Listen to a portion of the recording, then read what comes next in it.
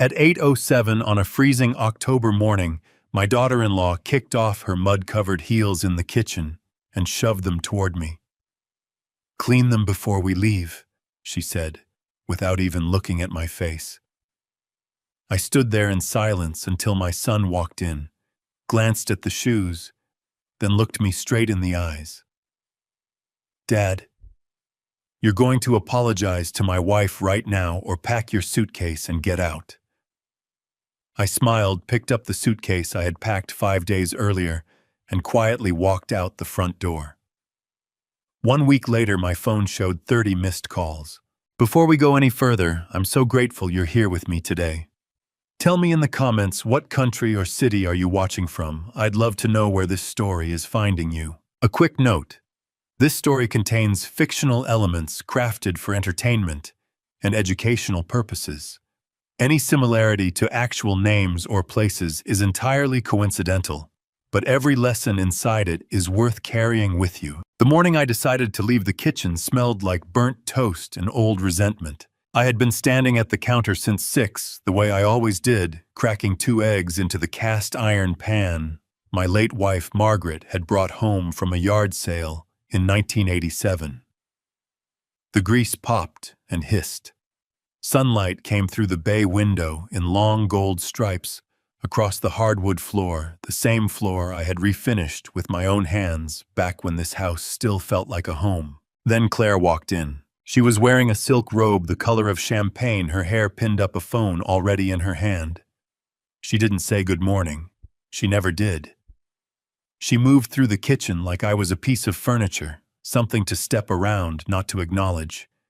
She poured herself a glass of juice from the pitcher I had freshly squeezed, took 1 sip, wrinkled her nose, and set it down without a word. I kept my eyes on the eggs. Then I heard the sharp clack of heels against marble, her going-out shoes, the tall black ones she wore to her social lunches.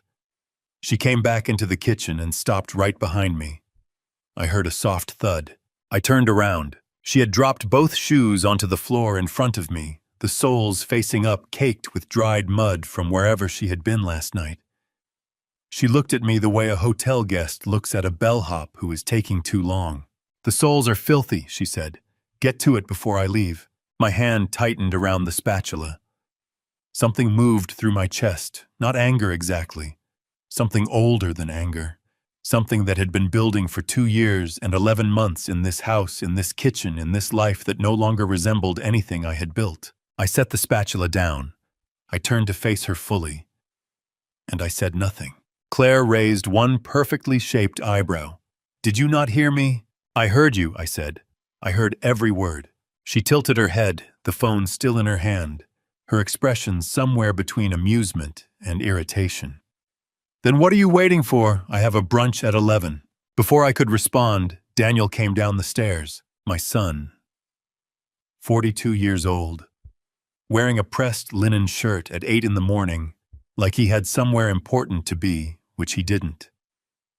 He had been between projects for 3 months. His agency gigs had dried up.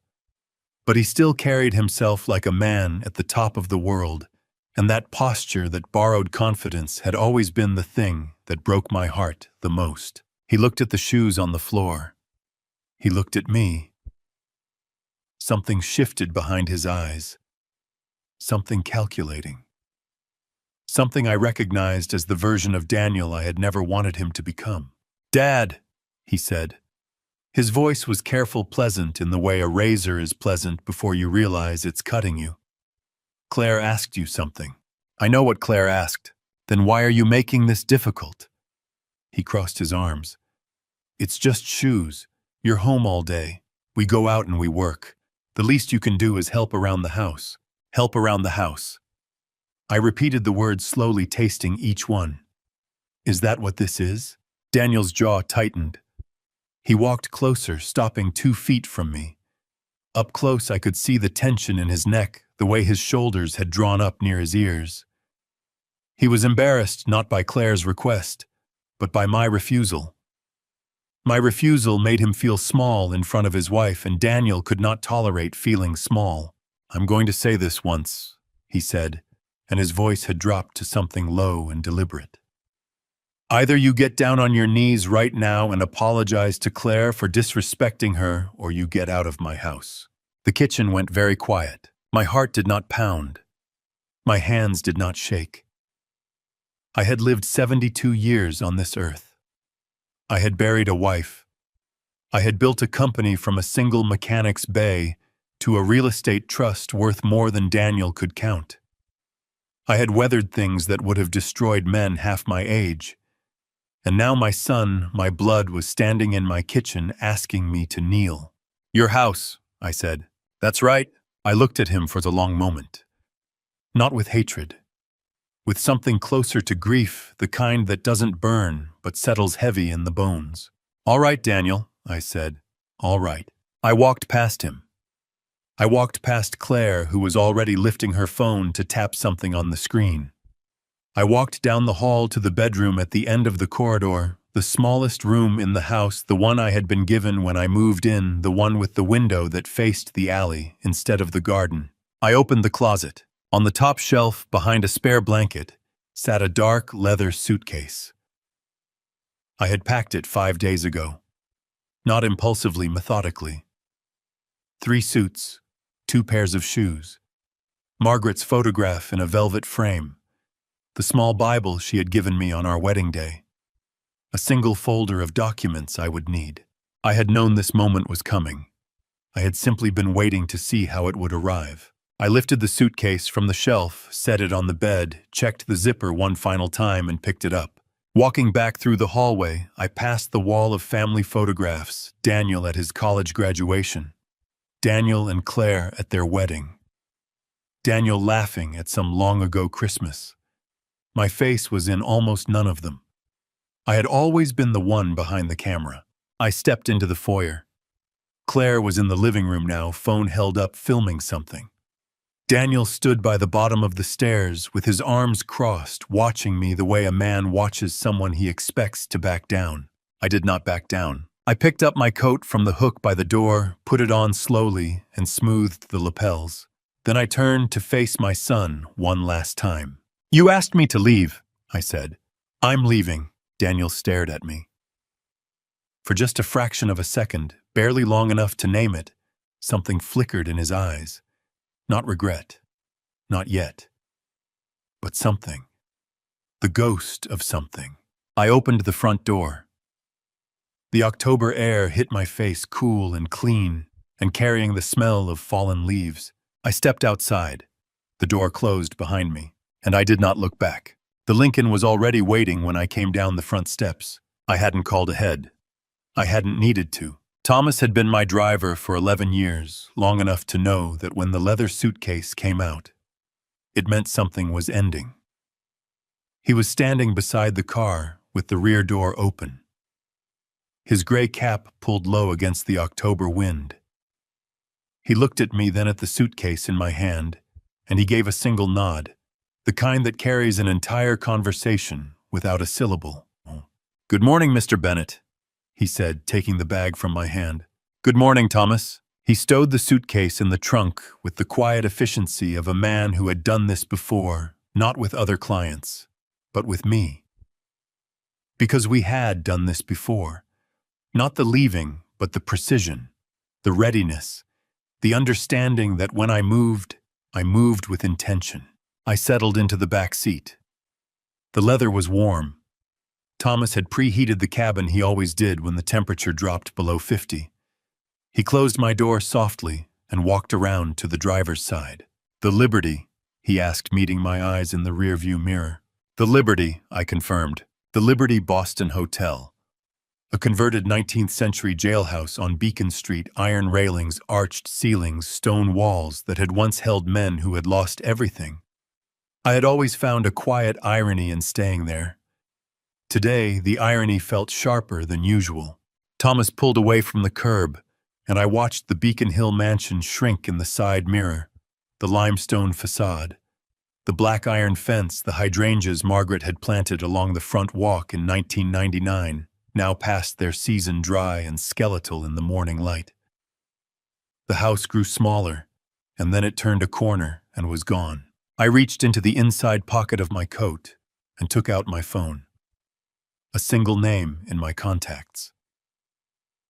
Wallace. I pressed call. It rang twice. Arthur. Michael Wallace's voice was steady alert. He had been expecting this call. He had been expecting it for 6 days, ever since I had walked into his Back Bay office and told him to have everything ready. Michael, I said, is it time? I looked out the window at the common, passing by joggers, dog walkers, a woman pushing a stroller. The ordinary world, moving at its ordinary pace, completely unaware that somewhere behind me, 2 people were about to discover that the floor they had been standing on was not theirs. Start, I said. A beat of quiet. Then understood. Phase 1 begins this morning. I ended the call and returned the phone to my pocket. Thomas glanced at me in the rearview mirror. He didn't ask. He never asked. But his eyes softened for just a moment, the look of a man who understood what it cost another man to make a phone call like that. You all right, Mr. Bennett? He asked. I considered the question honestly. My chest felt like the morning after a long rain, not empty, but cleared out. Scoured clean by something that needed to happen. I'm all right, Thomas, I said. I'm better than I've been in a long time. He nodded and turned his eyes back to the road. What Thomas didn't know, what almost nobody knew, was that the word start had just set 12 separate legal and financial instructions into motion. Michael Wallace was not merely my lawyer. He was the architect of a structure I had quietly built over the course of 30 years. A structure designed with one purpose, to make sure that everything I had built in my life could never be taken wasted or stolen, not even by the people who shared my name. Phase 1 was straightforward.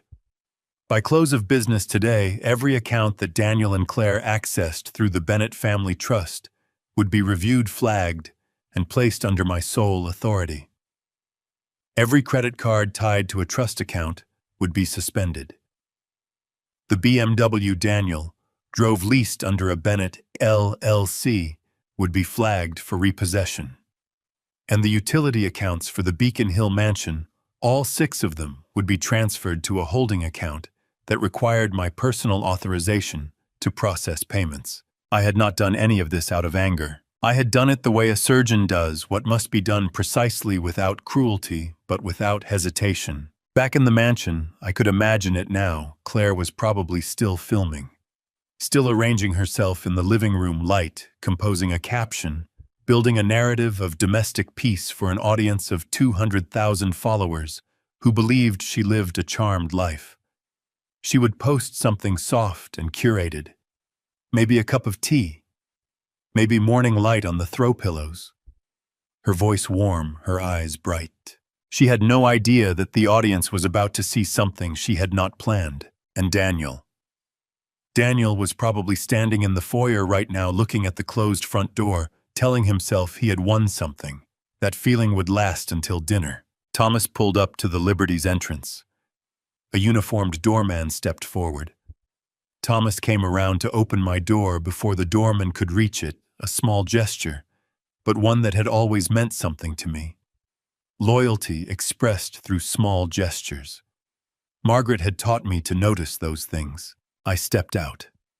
The morning air on Beacon Street smelled of coffee and car exhaust, and the particular crispness that Boston gets in the first week of October, when autumn stops being a suggestion and becomes a fact. I'll call you when I need you, I told Thomas.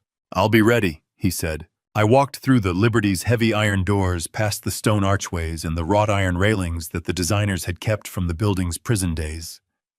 My room had been booked for 3 weeks. 3 weeks because that was how long I estimated the first phase would take to complete its work. At the front desk, the young man smiled warmly. Mr. Bennett, welcome back. Your room is ready. Thank you, son, I said. I took the key card and walked to the elevator. When the doors closed and I was alone, I let out a slow, measured breath, the first truly free breath I had taken in nearly 3 years.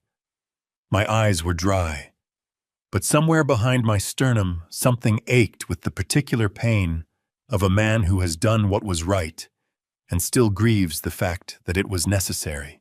I pressed the button for the 4th floor. The machinery hummed, And somewhere across the city, Phase 1 had already begun. 2 days after I left, Michael Wallace called me at 9:30 in the evening. I was sitting in the armchair by the window in my room at the Liberty, a cup of chamomile tea cooling on the side table, the city lights of Beacon Street spread out below me like a slow, breathing thing. I had spent the day quietly reading, taking a short walk along the Charles River, eating a bowl of clam chowder at a counter diner where nobody knew my name. It had been in its strange way one of the most peaceful days I had experienced in 3 years. Then my phone buzzed. "Michael," I said. "Arthur." His voice carried that particular tone he used when delivering news he found professionally satisfying. Phase 1 just had its first public moment. I set down my tea. "Tell me, Daniel took Claire to Harvest tonight. Cambridge. One of those places where the entrees cost $40 and the portions look like modern art." Wallace paused for effect the way he always did. He tried to pay the check. First card declined. He tried a second. Declined. Tried a third. And declined. I could hear the restrained precision in Wallace's voice. The waiter had to come back to the table 3 times. By the third visit, the table next to them had gone very quiet. I closed my eyes for a moment. Not with satisfaction, with something more complicated. Something that tasted like vinegar and honey at the same time. "How much was the check?" I asked. $312. Daniel ended up calling the restaurant from his personal cell to give them a debit card number over the phone. The debit card went through. It was his personal account, not a trust account. But the damage was done. I could picture it exactly. Daniel in his linen shirt, jaw-set, voice carefully controlled as he spoke quietly to the waiter. Claire across the table, her smile frozen in place, that professional smile she wore when something was going wrong and the room was watching. The sound of other diners pretending not to notice. "Did Claire say anything?" I asked. Wallace made a sound that was almost a laugh. "According to my contact at the restaurant, yes." When Daniel came back from the call, she leaned across the table and said, and I quote, "What is happening with our accounts, Daniel, because this is humiliating." My chest tightened, not with pleasure at their embarrassment, but with the particular grief of a father who recognizes his son's humiliation and knows he authored it. I had not done this to wound Daniel's pride. I had done it because Daniel needed to feel, for the first time in years, the weight of a world that did not automatically hold itself open for him. "And Daniel?" I asked. "What did he say to her?" "He told her the bank must have flagged the cards for unusual activity. Said he'd sort it out in the morning." Wallace's tone sharpened slightly. He was wrong about the morning, but he doesn't know that yet. I stood up from the armchair and walked to the window. Below me, Beacon Street moved on couples walking a cab, idling, the warm light spilling from restaurant windows. Life continuing at its indifferent pace. "Michael," I said, "the trust accounts, everything is clean, no exposure on our end. Everything is airtight." The suspension was executed under Section 7 of the Bennett Family Trust Instrument, which gives you as primary trustee sole authority to restrict access during any period of fiduciary review. I filed the review notice this afternoon. It's all documented. Daniel's attorney, if he hires one, will find nothing to challenge. "Good," I said. "There's one more thing." Wallace's voice shifted, slightly careful now, like a man choosing his words from a shorter list. "Claire posted tonight. Before the dinner, actually. She filmed herself in the kitchen at the house, arranging flowers, playing music, looking perfectly content. Caption said something about gratitude and home and the beauty of an ordinary evening." My jaw tightened. My hand gripped the phone a little harder. "She posted that," I said, "tonight. Posted it at 6:43 p.m., about an hour before the cards were declined." I breathed through my nose slowly. Claire had stood in my kitchen, the kitchen where she had dropped her shoes at my feet that morning, where my son had told me to kneel, and she had filmed a performance of domestic happiness for 200,000 strangers. She had packaged the place where I had been humiliated into content. "Arthur," Wallace's voice was measured, "are you all right?" Something tightened in my chest, not quite grief, not quite anger, but the particular heaviness of a man who has watched something he built be used as a stage prop. I was not going to cry, but I wanted to. Not for myself, for Margaret, for the home we had built together that had been turned into a backdrop for someone else's performance. "I'm all right, Michael," I said. "I'm all right." "Then let Phase 2 proceed on schedule." "Already moving," he said. "Tomorrow morning, 7 a.m. I ended the call and stood at the window for a long time, the tea forgotten, the city lights blurring slightly at the edges. Somewhere across that city, my son was sitting in a car with his wife trying to explain something he didn't yet understand, trying to reassure her with words that would mean nothing by morning.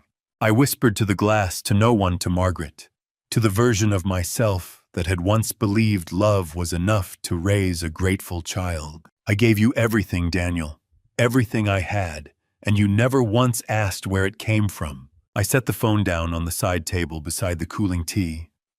The room was quiet. That was enough for now. I learned what happened the next morning, not from the news, not from Daniel, but from Thomas. He called me at 7:45, his voice carrying that particular steadiness he used when delivering information he knew would land hard. "Mr. Bennett," he said, "the BMW is gone." I was standing at the small desk in my hotel room, a cup of black coffee in my hand, the morning light coming through the curtains in thin, pale lines. I had been awake since 5:30, old habit from the years when I opened the garage at 6, and the first customer arrived before the coffee had finished brewing. "The tow truck came at 7, Thomas continued. "I drove past the house on my way in like you asked. The space in front of the garage was empty. The tow company's slip was tucked under the windshield wiper of Claire's car, the Range Rover that's in her name, not the trust's. They didn't touch that one." "Good," I said. "That's exactly right." The BMW had been leased through Bennett Automotive LLC, one of the smaller holding companies under the family trust. When Wallace suspended the LLC's active accounts as part of Phase 1, the leasing company had been notified automatically that the guarantor account was under fiduciary review, under the terms of the lease that triggered an immediate right of repossession. It was all written in the contract Daniel had signed 3 years ago, a contract he had never read past the first page. "Was Daniel home when it happened?" I asked. Thomas cleared his throat. "Yes, sir. From what I could see, and I only drove past, I didn't stop, he came out the front door in his undershirt. He was waving his arms at the tow truck driver. The truck didn't stop." I set down my coffee cup. I pressed my fingertips against the desk surface. My son standing on the sidewalk in his undershirt, waving at a truck that would not stop, the image moved through me like cold water. Not triumphant, not satisfying, just deeply, quietly sad. "And Claire?" I asked. "She came out about 30 seconds later. She had her phone up filming." Thomas paused. "Then she stopped filming, put the phone in her robe pocket." "She deleted it," I said. It wasn't a question. "I'd imagine so," Thomas said. "Wouldn't look good for the brand." "No, it would not." Claire's entire public identity rested on the image of a life that was curated and controlled. Beautiful home, successful husband, flawless mornings. A tow truck in the driveway at 7 a.m. Her husband, in his undershirt, screaming at a driver, was not content. It was evidence. I thanked Thomas, ended the call, and immediately dialed Wallace. He picked up on the first ring. "I've been waiting for your call," he said. "You heard about the BMW." Thomas told me. "What's next on the schedule?" "The utilities." Wallace's voice was brisk, efficient, the voice of a man who had been preparing for this for weeks. "The suspension orders went to the utility providers at 6 a.m. this morning. Boston Edison, the water authority, and the internet provider all have the trust as the account guarantor. By noon today, those accounts will be flagged for non-payment review, which triggers a service hold. They'll still have power and water until midnight. I wanted the cutoff to happen after business hours, so Daniel can't get anyone on the phone to fight it today." "And the garage lock?" I asked. Locksmith is scheduled for 2 p.m. The garage door opener code will be reset. The side door deadbolt will be replaced. Daniel's key will no longer work. Claire's Range Rover is parked on the street so she won't be trapped, but the garage itself will be inaccessible. I walked to the window and looked out at Beacon Street. A delivery truck was pulling up to the hotel entrance. A man in a bright orange vest was unloading boxes, working with the particular focused rhythm of someone who had a long day ahead of them. I watched him for a moment and felt something I hadn't expected, a quiet kinship. I had been that man. For most of my life, I had been exactly that man. "Michael," I said, "is this legal? All of it, every step, every single step?" His voice was firm and certain in the way that only 30 years of practice could produce. "You are the primary trustee of the Bennett Family Trust. The house on Beacon Hill is held by the trust. Daniel and Claire are occupants under a revocable occupancy arrangement, not a lease, not a deed. The trust agreement gives you the right to terminate that arrangement with 72 hours written notice, which I hand-delivered to the property yesterday morning." Daniel got the notice, left it with Claire at the front door. She signed for it. A beat. Whether she told Daniel about it is a separate question. My stomach dropped. Not because of the legal maneuver I had approved every detail, but because of the particular cruelty of imagining Claire receiving that document and saying nothing. Tucking it away. Deciding to deal with it later the way she decided to deal with everything that wasn't immediately useful to her image. "Arthur," Wallace's voice dropped half a note. "Are you holding up?" I turned away from the window. My legs felt heavy the way they sometimes did in the morning before the muscles remembered their job. My eyes were dry, but my throat ached with the particular rawness of a man who has not slept as well as he claimed. "I built that house, Michael," I said. "I laid the hardwood in the back study myself. Margaret picked the paint color for every room. I carried her over that threshold when we moved in." My voice held barely. "I know this is right, but right doesn't always feel the way you expect it to." Wallace let the words sit for a moment before answering. When he spoke, his voice was quieter than usual. "No," he said, "it rarely does. But you didn't start this, Arthur. You're just deciding how it ends." I nodded, even though he couldn't see me. "Don't let anything slip past me," I said. "Not one step." "You'll know everything as it happens," he said. I ended the call. I picked up my coffee cup, found it had gone cold, and drank it anyway. Outside, the delivery man in the orange vest had finished his work and was climbing back into his truck. He looked up at the hotel just for a second, and then he was gone. By noon, the lights in the Beacon Hill mansion would begin to flicker. By midnight, they would go out entirely, and Daniel would finally begin to understand that the world he had been living in was not the world he thought it was. The morning after the lights went out, Daniel went to the bank. I knew because Wallace told me. And Wallace knew because the branch manager at the Back Bay location of First Commonwealth, a man named Richard Pruitt, who had handled the Bennett accounts for 9 years, called Wallace directly as per the standing instruction I had put in place 6 days before I left the house. Wallace called me at 2 in the afternoon. I was in the Liberty's reading room on the second floor, a leather-bound chair, a window overlooking the courtyard, a copy of Marcus Aurelius open in my lap that I had not been able to concentrate on for the past hour. "Arthur," Wallace said, and I could hear the particular energy in his voice, the energy of a man who has watched a chess piece fall exactly where he predicted. "Daniel went to First Commonwealth this morning, 9:47 a.m.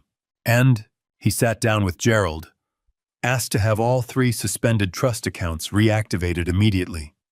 Said there had been an error. Said he was the account manager and the suspension was unauthorized." Wallace paused. Gerald showed him the account documentation. My hand tightened around the phone. "How did Daniel react?" Gerald said he turned the screen toward Daniel and pointed to the primary account holder field. Wallace's voice was measured precise the way he always got when the facts were doing the work for him. "Your name, Arthur.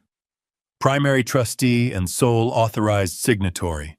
Daniel's name appeared under the secondary access field authorized user spending privileges, no ownership rights. Gerald explained that under the trust instrument, the primary trustee has full authority to restrict or suspend secondary access at any time for any reason without prior notice to the secondary user. What did Daniel say? I asked. Wallace exhaled slowly. He said, and Gerald quoted this directly, "That is my father's account. My father is 72 years old and not mentally competent to be making these decisions alone." The words hit me like a hand flat against my chest. My jaw tightened. The words landed like a fist against my sternum. 72 years old and not mentally competent. My own son's voice in a bank chair saying that about me. 72 years old and not mentally competent. My son had sat in a bank chair and called my mind into question, had tried to dismantle my authority by dismantling me. What did Gerald say to that? My voice came out steadier than I felt. Gerald told Daniel that the bank would require a court-issued order of guardianship or conservatorship before making any changes to the account structure against the primary trustee's instructions. He also told Daniel that without such an order, any further attempts to access or alter the accounts would be flagged as potential financial interference. Wallace let that settle for a moment. Daniel left the bank. Gerald said his face was his exact word, was unrecognizable, like he didn't know which expression to wear. I stood up from the armchair. I walked to the window and looked out at the courtyard below a stone fountain, a pair of pigeons, a young couple eating lunch on a bench. Ordinary life. Life that required no performance, no manipulation, no borrowed power. And Claire, I asked, what happened with her contracts? That came through this morning as well. Wallace's tone shifted businesslike, but with an edge of something colder underneath. 3 of her 4 active sponsorship contracts contain a morality clause and a brand safety clause. When her account management platform went dark, because it was running through a Bennett LLC subscription, her posting consistency dropped. 2 sponsors flagged it automatically. The 3rd sponsor's team reviewed her recent content and found the clip from the morning she came home to the house after the shoe incident. My breath caught. Someone posted that, a neighbor's security camera, partial angle. You can see Claire on the front steps, Daniel behind her. The audio is poor, but you can hear raised voices and make out enough. Wallace cleared his throat. It circulated in a local community group first, then someone reposted it with a caption. By this morning, it had been viewed 14,000 times. The 3rd sponsor sent a termination notice at 11 a.m. I pressed my palm flat against the cold glass of the window. 14,000 people. 14,000 strangers had watched a fragment of the morning. My son told me to kneel, and somewhere in that fragment, the truth had leaked out in ways Claire's carefully arranged content never could have predicted. She built her entire income on the image of a perfect life. I said more to myself than to Wallace. And the one morning she forgot to control the frame controlled her, Wallace said quietly. My eyes stung. Not for Claire, for the waste of it. For the extraordinary waste of a life spent performing instead of living. Margaret had never performed a single day. She had simply been warm and difficult and real and ours. And now the house she loved was dark, and the woman who had taken her place in it was watching her constructed world come apart at the seams, one sponsored post at a time. Arthur, Wallace said, Daniel is going to start looking for you. He's going to start asking questions he should have asked years ago. I know, I said. Are you ready for that? I thought about it honestly. The way Margaret had always insisted I think about hard things fully and without flinching. I've been ready for 30 years, I said. I just hoped I'd never have to use it. Wallace was quiet for a breath. Then I'll keep you informed. Every step, I said. I ended the call. Daniel was going to go looking. I had known that from the moment I walked out the front door. The only question that had ever mattered was what he would find when he finally looked in the right direction. Thomas called me on Saturday morning with the kind of update that arrives quietly, but lands with the force of something much louder. "Mr. Bennett," he said, "your son is in South End." I was at the small table in my hotel room, halfway through a plate of scrambled eggs I had ordered from room service. I set my fork down. "Where exactly?" I asked. "Bennett Heritage Complex. He's been standing outside for about 20 minutes. He went inside once, came back out. Now he's on the sidewalk making phone calls." Thomas paused. "I'm parked half a block down. He hasn't noticed me." "Good. Stay where you are. Tell me what you see." Thomas was quiet for a moment, the quiet of a man watching carefully. Then, "He's off the phone now. Going back inside.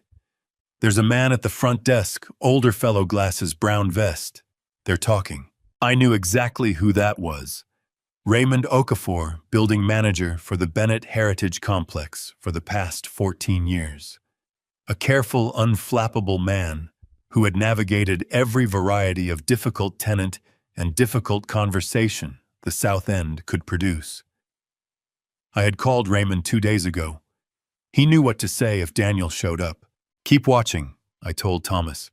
"Call me when Daniel leaves." I finished my eggs without tasting them. Then I sat back and waited. Raymond called me 11 minutes later. "Mr. Bennett," he said, his voice carrying the gentle formality he always used with me. "Your son just left. I thought you'd want to know how it went." "Tell me everything, Raymond." Raymond cleared his throat. He came in through the main entrance asking who owned the building.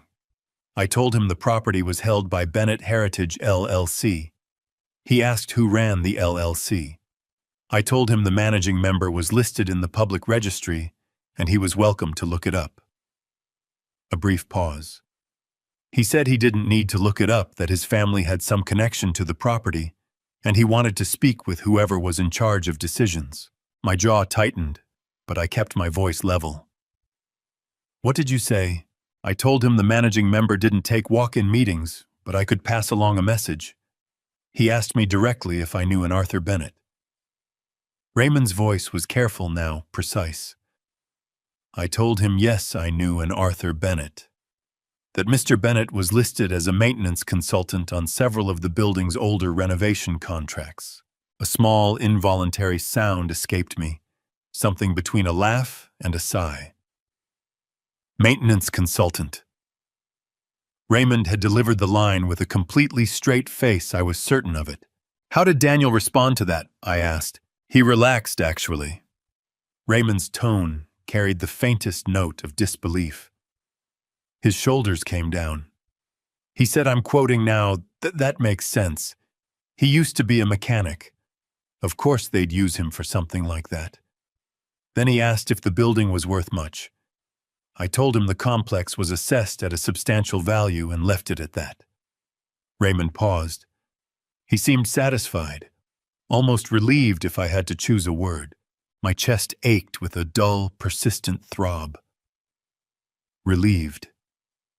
My son had walked into a building I owned outright, 8 stories, 42 units, a commercial ground floor, with 3 long-term tenants, and when told I was the maintenance consultant, he had felt relieved. Because that version of me fit the story he needed to believe. The old man. The mechanic. The man who polished shoes and cracked eggs and existed on the margins of a life that belonged to someone younger, someone smarter, someone more deserving. "Raymond," I said, and my voice came out rough at the edges. "Thank you. You handled it exactly right." "Of course, Mr. Bennett." His voice softened slightly. "Sir, is there anything else you need from us? The staff here, we want you to know whatever you're going through, we're all behind you." My throat tightened. My eyes went hot and full in a way I hadn't expected. I pressed 2 fingers to the bridge of my nose and breathed carefully through it. "That means more than you know, Raymond," I managed. "More than you know." I ended the call and sat for a long moment at the small hotel table, the empty breakfast plate in front of me, the morning light coming through the curtains in pale bands across the carpet.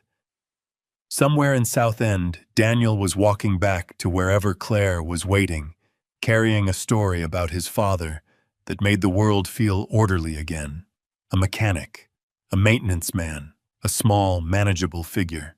Thomas called 10 minutes later. "He's gone, Mr. Bennett. Got in a rideshare. Headed north, probably back to Beacon Hill." "Thank you, Thomas." "You all right, sir?" I thought of Daniel's shoulders dropping with relief at the word maintenance consultant. I thought of Margaret, who had stood in that building's lobby the day we closed on it, and said quietly and without ceremony, "Arthur, we did something real here." I thought of how Daniel had never once asked how we had done it, had never been curious enough to wonder. "I'm all right," I told Thomas. My voice held, but only just. "He'll go digging soon. When he does, he won't find what he expects." "No, sir," Thomas said. "I don't imagine he will." I stood up, walked to the window, and looked out at the Saturday morning city. People moving with purpose, the ordinary, beautiful machinery of lives built on honest work. Somewhere under those streets were the foundations of things I had spent a lifetime constructing. And my son had just walked across them without knowing he was standing on his father's ground.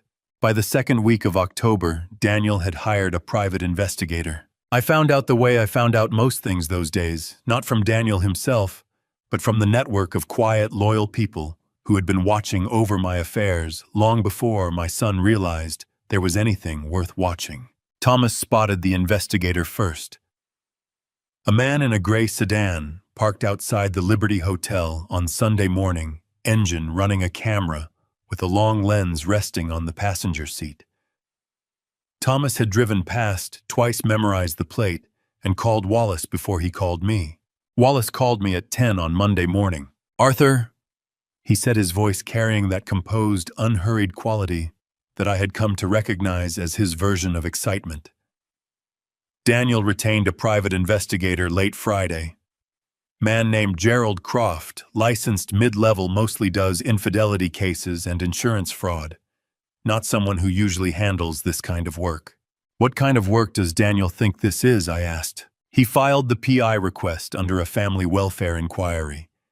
His stated concern in writing, which Croft was legally required to document, was that his elderly father was being manipulated by outside parties and needed to be located for his own safety.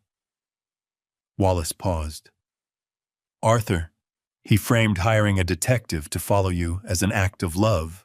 My hand gripped the phone hard enough that my knuckles ached. Love. The word landed in my chest like a stone dropped into still water. Not with a splash, but with that slow, sinking displacement that changes the shape of everything beneath the surface. My son had told the world he was worried about me while the lights in my house were out, because he had spent 3 years treating me like a house servant. "What has Croft reported back?" I asked, keeping my voice level. "That," Wallace said, and now I could hear the undisguised satisfaction in his tone, "is where things get interesting." He shuffled papers on his end of the line. "Croft's preliminary report filed yesterday states the following subject. That's you departs the Liberty Hotel each morning between 7:30 and 9 a.m. Subject is transported by private car to various locations, including the offices of Wallace and Associates, the First Commonwealth Private Banking Center on Boylston, the Bennett Heritage Complex in South End, and on Thursday, the 42nd floor of 1 Federal Street, where subject met with the executive team of Meridian Capital Group for approximately 2 hours. My jaw loosened slightly. I had forgotten I would be seen at Meridian. I had been so focused on the mechanics of Phase 1 that I hadn't considered what the meetings would look like from the outside. Croft also noted, Wallace continued, that subject was greeted by name at every location. That subject was escorted, not made to wait. That at 1 Federal Street, the building receptionist called the 42nd floor and said again, I'm quoting the report directly, Mr. Bennett is here, and that 3 people came down in the elevator to receive him. I exhaled slowly. 3 people had come down to receive me, because that was how James Harrington at Meridian operated. He was old-fashioned that way, believed that the way you welcomed a man told him everything about how you valued his time. How did Daniel react to the report? I asked. Wallace's voice shifted, careful now, choosing words with a surgeon's precision. Croft included a note at the bottom of the report. He wrote, and I have the document in front of me, subject does not present as a man requiring welfare intervention. Subject presents as a man conducting active business at a senior executive level. Recommend client clarify objectives before further surveillance. The air went out of the room. Or maybe just out of me. A private investigator, a man paid by my son to find evidence that I was diminished, confused, in need of rescue, had instead filed a report saying I looked like a man running a business. And Daniel had received that report and had to sit with it. Had to read those words in his own hired investigator's handwriting and feel whatever it felt like to discover that the story you've been telling yourself about someone has no evidence to support it. Did Daniel ask Croft to continue? I asked. He paid for another week, Wallace said. But Croft sent a message through his assistant saying he'd only continue if the client adjusted the stated purpose of the inquiry. He wasn't comfortable with the welfare framing anymore. I stood up from the armchair where I'd been sitting and walked to the window. The October sky outside was a hard, clear blue, the kind of blue that only appears after several days of cold, as though the sky has been scrubbed clean. I pressed my palm against the glass and felt the chill come through. Michael, I said, when Daniel reads that report, when he really reads it, what do you think he feels? Wallace was quiet for a moment, in the way that meant he was being honest rather than professional. I think he feels the ground move, he said. I think he starts to wonder if the floor he's been standing on is as solid as he believed. My throat closed for a moment. I pressed my thumb against the window frame and held it there, letting the cold of the glass do the work my composure could not quite manage alone. I thought of Daniel at 8 years old, running across the lawn at the Beacon Hill house on a summer afternoon, laughing at something I couldn't remember, what laughing so freely that his whole body was involved in it. A child who had never wondered where the lawn came from, who had never needed to. Stay close to this, I said. I want to know everything.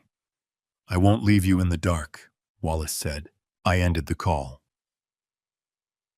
Across the city, my son was reading a report that didn't say what he needed it to say. I had read enough reports in my life to know what that felt like.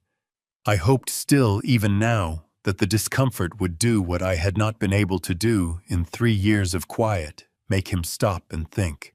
2 days after Daniel received Croft's report, he walked into Suffolk County Probate and Family Court. Wallace found out within the hour. He had a contact in the clerk's office, not for anything improper, simply someone who had worked alongside the Bennett Trust matters long enough to know which filings warranted a phone call. The call came at 11:15 on Wednesday morning. I was finishing a late breakfast in the Liberty's dining room, oatmeal, with brown sugar, the same breakfast I had made for myself every morning of my adult life. The same breakfast I had made in the Beacon Hill kitchen, while Daniel and Claire slept past 9 when my phone rang. Arthur? Wallace's voice was taut. Not panicked, Wallace never panicked, but taut the way a bowstring is taut just before release. Daniel filed a petition this morning.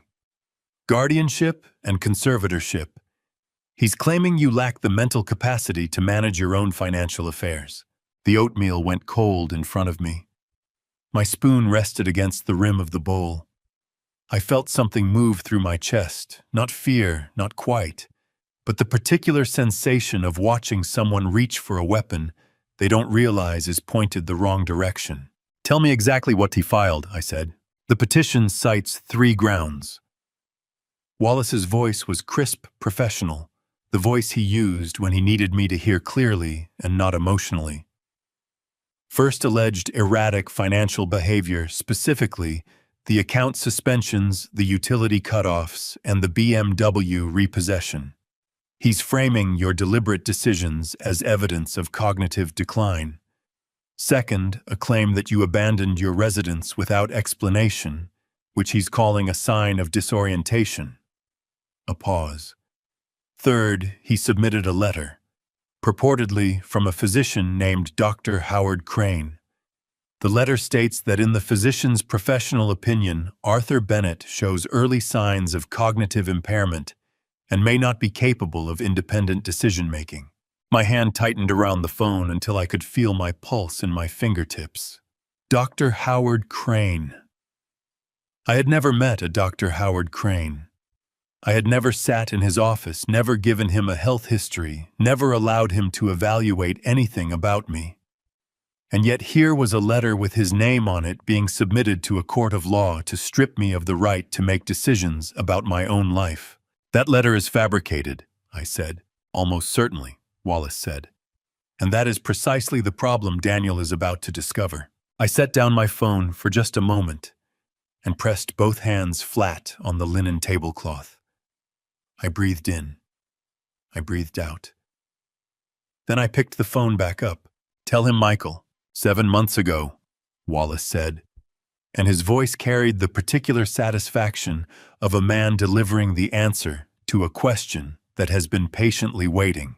On the 15th of March, you sat for a full neuropsychological evaluation at Massachusetts General Hospital.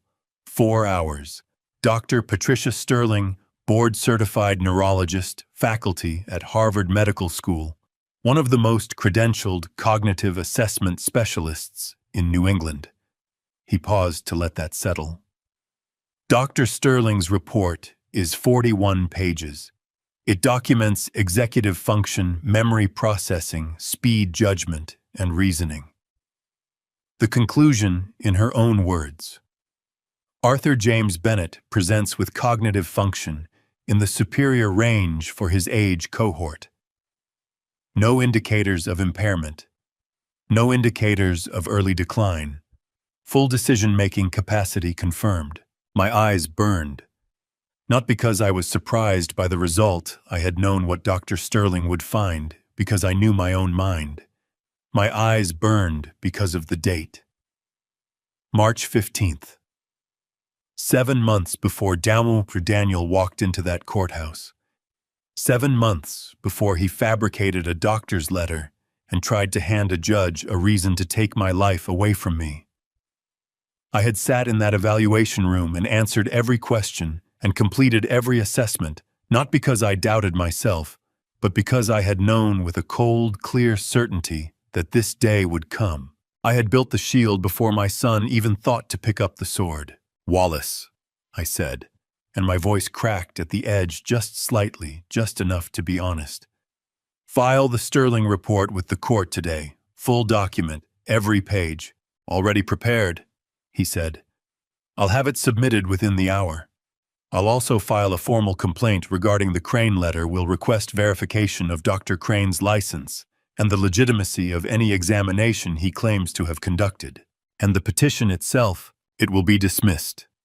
His voice was certain. A judge will not appoint a guardian over a man with a 41-page neurological clearance from a Harvard-affiliated physician.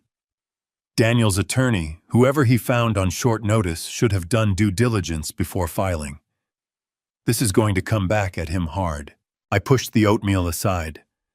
My appetite was completely gone, replaced by something heavier and more complicated. A grief that sat right beside the vindication and refused to be separated from it. My son had tried to have me declared incompetent. He had tried to take from me the most fundamental thing a person possesses, the legal recognition of their own mind. Patricia Sterling, I said quietly. When I left her office in March, do you know what she said to me? No, Wallace said. She said, Mr. Bennett, whoever is waiting for you to slow down is going to have a very long wait. My voice broke on the last word cleanly, and without warning, the way old timber sometimes breaks, not with a crack, but with a deep, exhausted split. She was talking about my health, but she might as well have been talking about everything. Wallace said nothing for a moment. When he spoke, his voice was quieter than I had ever heard it. "I'll file within the hour," he said. "And Arthur, he's not going to win this. Not today, not any day." I nodded, even though he couldn't see me. I sat alone in the Liberty's dining room with cold oatmeal in front of me, and a chest full of something that felt like grief and dignity fused together into a single aching thing. Outside the tall windows, Boston moved on buses, pedestrians, the whole indifferent machinery of a city that didn't know and didn't need to know what was happening in a courtroom 3 blocks away. My son had reached for the one weapon he thought I couldn't counter. He had forgotten that his father had spent a lifetime thinking 3 moves ahead. We are exactly halfway through this story, and what Daniel is about to do next will change everything. Before I take you there, drop the number 72 in the comments right now. That's Arthur's age, so I know you're still writing this with me. Because what happens in the next few minutes, nobody saw it coming. Please note, this story contains fictional elements woven in for dramatic and educational purposes. Some details may not reflect reality. If that is not the kind of content you are looking for, this is a good moment to step away. No hard feelings. The petition was dismissed on a Thursday afternoon. Wallace called me with the news at 4:17, his voice carrying the clean, quiet satisfaction of a man who had watched justice arrive exactly on schedule. The judge had reviewed Dr. Sterling's 41-page evaluation, noted the absence of any verified clinical contact between Arthur Bennett and the purported Dr. Howard Crane, and dismissed the petition with prejudice. The court had also referred the Crane letter to the Massachusetts Board of Registration in Medicine for review of possible credential fraud. Daniel had walked out of that courthouse with nothing. Less than nothing, he had walked out with a referral hanging over the attorney who had filed on his behalf. I had expected to feel vindicated.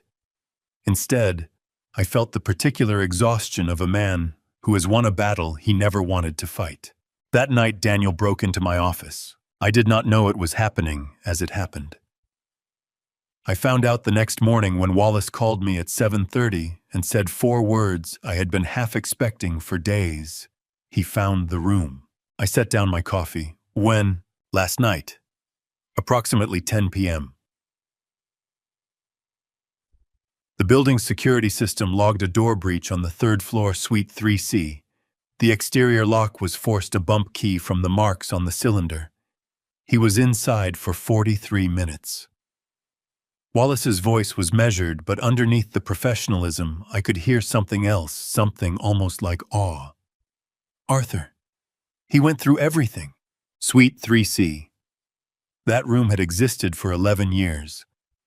I had never advertised it, never listed it on any building directory, never mentioned it in conversation with anyone except Wallace and Thomas.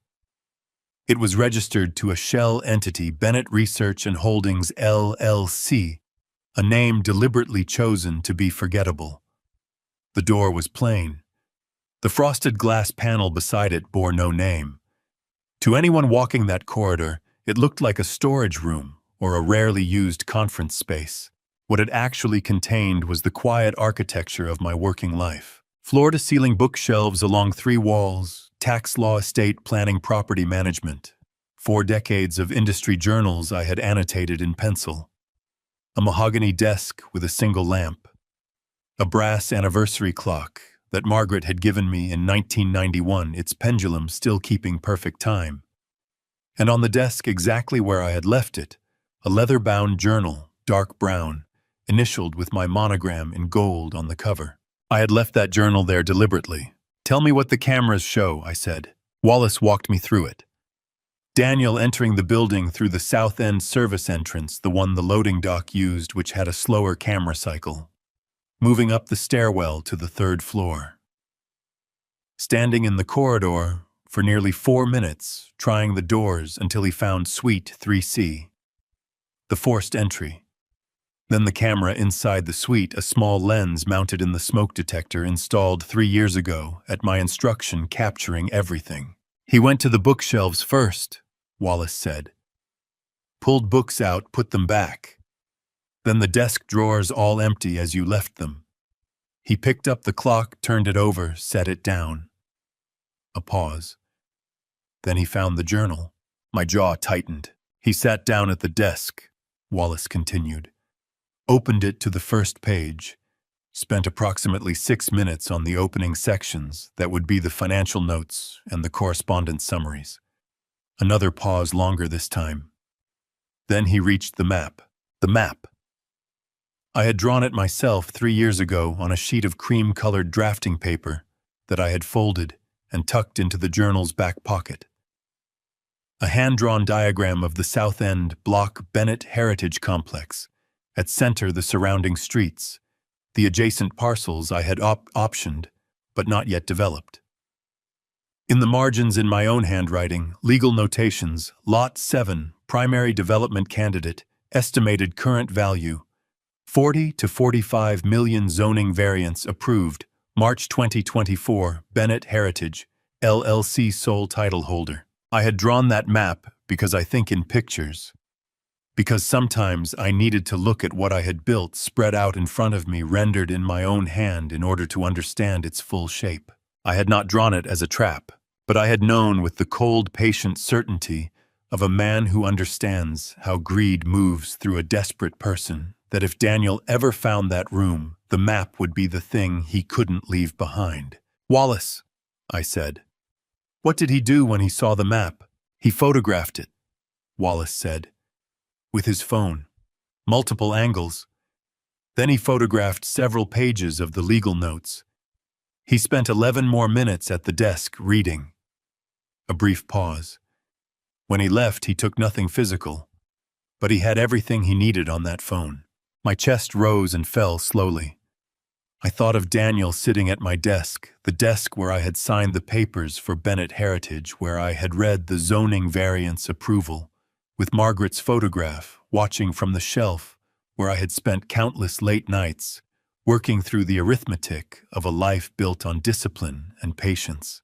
I thought of him sitting in my chair under my lamp, photographing the evidence of my work, with the intention of using it for his own benefit.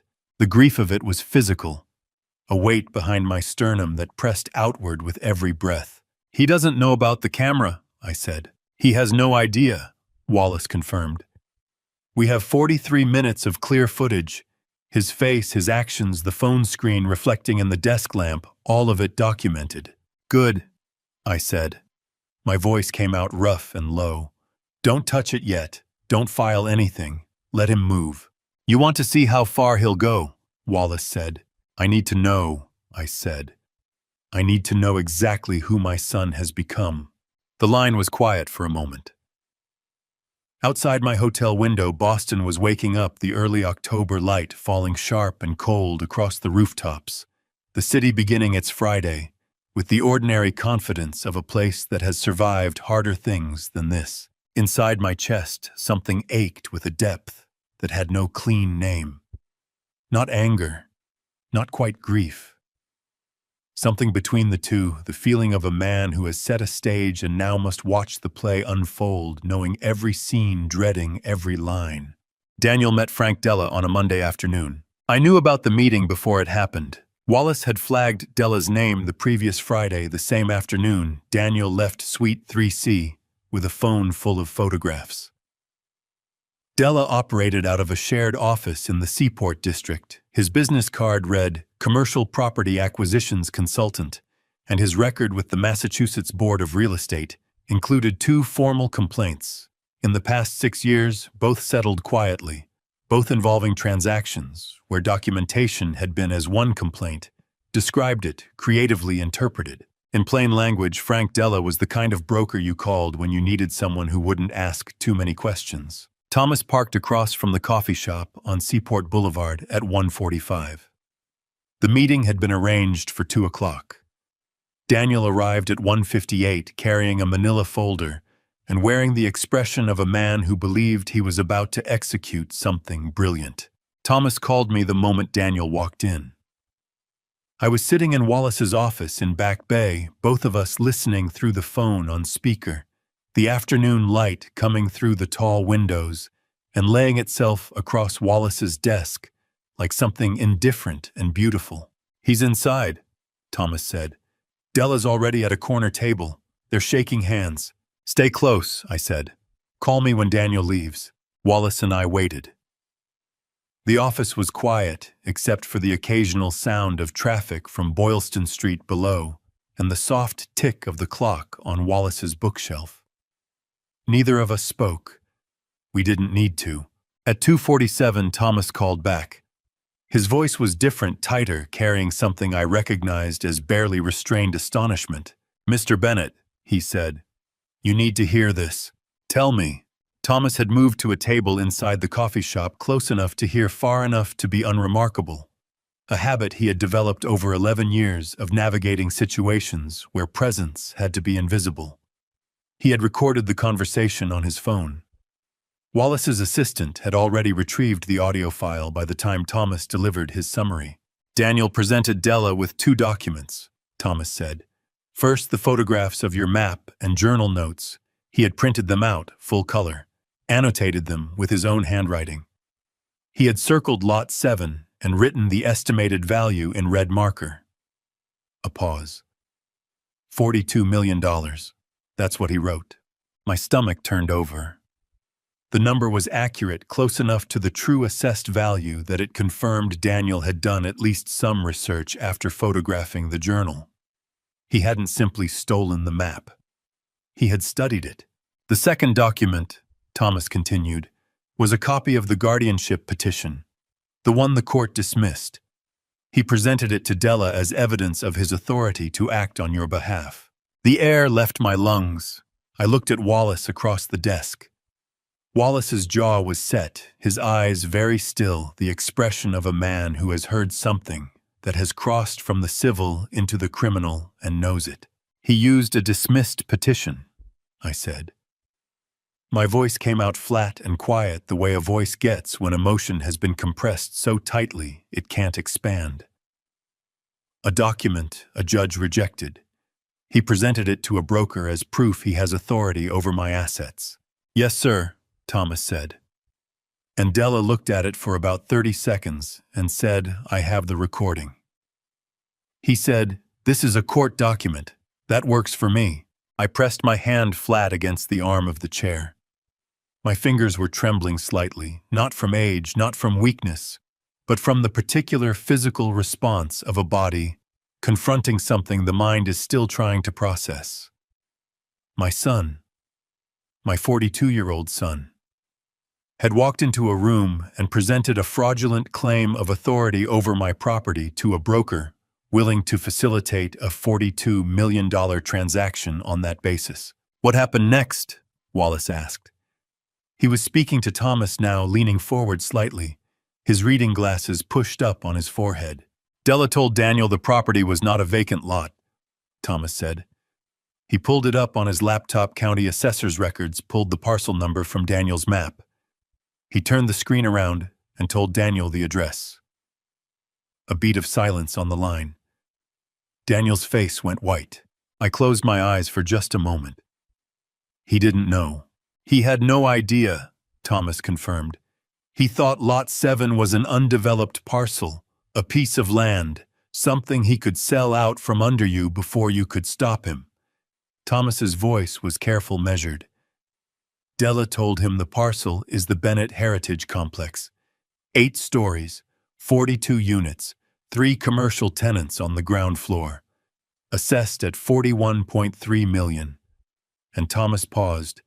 Sole title holder listed in the county registry as Bennett Heritage LLC managing member Arthur James Bennett.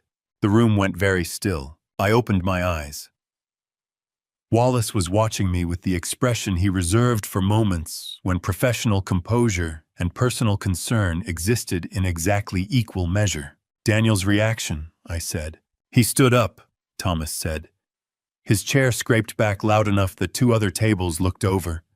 He grabbed his folder off the table. His hands were shaking, Mr. Bennett. I could see it from where I was sitting. He said to Della, "You're wrong. Run it again." Della ran it again. Same result. Thomas exhaled slowly. Daniel left without another word. Didn't shake Della's hand. Didn't pick up his coffee. Just walked out. I sat back in the chair. My chest was full of something vast and complicated. The grief of a father who has watched his son reach for something he was never meant to have, and the cold, clear recognition that what Daniel had done in that coffee shop was no longer a family matter. "Michael," I said, "wire fraud, forgery, use of fraudulent court documentation in a financial transaction. Federal offenses," Wallace said. His voice was quiet but precise like a scalpel. "All three. Wallace and Associates will have a full legal memorandum prepared by morning. We'll also formally request that Della preserve the documentation Daniel presented and the recording of the conversation as material evidence." "And Daniel?" I asked. Wallace looked at me steadily across the desk. "He just handed us everything we need," he said. "The question now is what you want to do with it." I thought of Daniel's shaking hands. I thought of a manila folder with a red marker circle around $42 million. I thought of a boy who had never once asked how the money got there, only how to take it. "Give me until morning," I said. "I need to think." Outside Wallace's window, the October afternoon was beginning to cool toward evening, the light shifting from gold to the particular amber that precedes darkness. Somewhere across the city, my son was driving or walking or sitting somewhere, trying to reconstruct a world that had just changed shape around him again. He thought the worst was behind him. He had no idea what was still coming. I arrived at Wallace's office at 8:30 the next morning with a container of coffee from the diner across the street, and the particular steadiness of a man who has spent the night not sleeping but thinking. Wallace was already at his desk when I walked in. His reading glasses were on his jacket, hung neatly on the coat stand behind him, 3 manila folders spread across the desk, in a row like cards laid face down before a hand is revealed. He looked up when I entered, studied my face for a moment, the way he always did, and said nothing about what he found there. "Sit down, Arthur," he said instead. "There's a great deal to go through." I sat. I set the coffee between us. Outside the tall windows, Back Bay was moving through its Tuesday morning at its unhurried pace, a woman walking a dog the size of a small horse, a postal truck, double-parked 2 men in hard hats, consulting a blueprint stretched across the hood of a pickup. The ordinary, decent world of people doing their work. "The footage from Suite 3C, I said. "You have it secured. Formally preserved as of yesterday evening." Wallace opened the first folder. "I filed a preservation order with our digital forensics firm. Every frame of the 43 minutes Daniel spent in that room has been authenticated, time-stamped, and stored on an encrypted server with chain of custody documentation. If this goes to trial, federal or state, every second of that recording is admissible." "And the Della meeting." Wallace opened the second folder. "Thomas's recording has been transferred, authenticated, and preserved under the same protocol." He turned the folder toward me. Inside was a printed transcript, 4 pages single-spaced, the conversation between Daniel and Frank Della rendered in plain text, with timestamps in the left margin. I've also contacted Della directly. He was cooperative, I suspect, because he realized the moment Daniel walked out that he had nearly become an accessory to federal fraud and was not at all comfortable with that proximity. "Della will testify?" I asked. "He'll provide a sworn statement. Whether it goes further depends on what the federal prosecutor's office decides to do with the referral." Wallace clasped his hands on the desk. "Arthur, I want to be very clear about what Daniel has exposed himself to. Using a dismissed court order as documentation of legal authority in a real estate transaction is forgery. Attempting to negotiate the sale of a property he has no legal claim to constitutes wire fraud under federal statute, because the communication with Della crossed multiple jurisdictions electronically. The breaking and entering at Suite 3C is a separate state criminal charge, Class B felony in Massachusetts." I picked up the transcript and read the first page slowly. Daniel's words in plain black type. the confidence in them, the casual, practiced certainty of a man who believed he had finally found his leverage. I read the line where he told Della the property was worth $42 million. His voice, according to the transcript, was steady, almost smooth, and something in my chest contracted so sharply I had to set the papers down. "Michael," I said, and my voice came out rougher than I intended. When I put that journal in Suite 3C when I left the map where it could be found, I told myself I was testing his conscience, giving him a chance to see the map, recognize my name on the title, and walk away. My jaw tightened. I told myself there was still a version of Daniel that would look at that property and think, "This is my father's. I won't touch it." Wallace watched me carefully. He didn't offer reassurance. He knew better than that. "He didn't walk away," I said. "No," Wallace said. "He didn't." I pressed my thumb and forefinger against the bridge of my nose. My jaw ached from holding it set. I had stopped expecting the pain to go away. I had simply learned to carry it and keep walking. I was not going to cry in Wallace's office. I had made that private compact with myself on the walk over this morning. But the burning wouldn't stop, and I had stopped expecting it to. "The test," I said. I wanted him to fail it so I could act. And I wanted him to pass it so I wouldn't have to.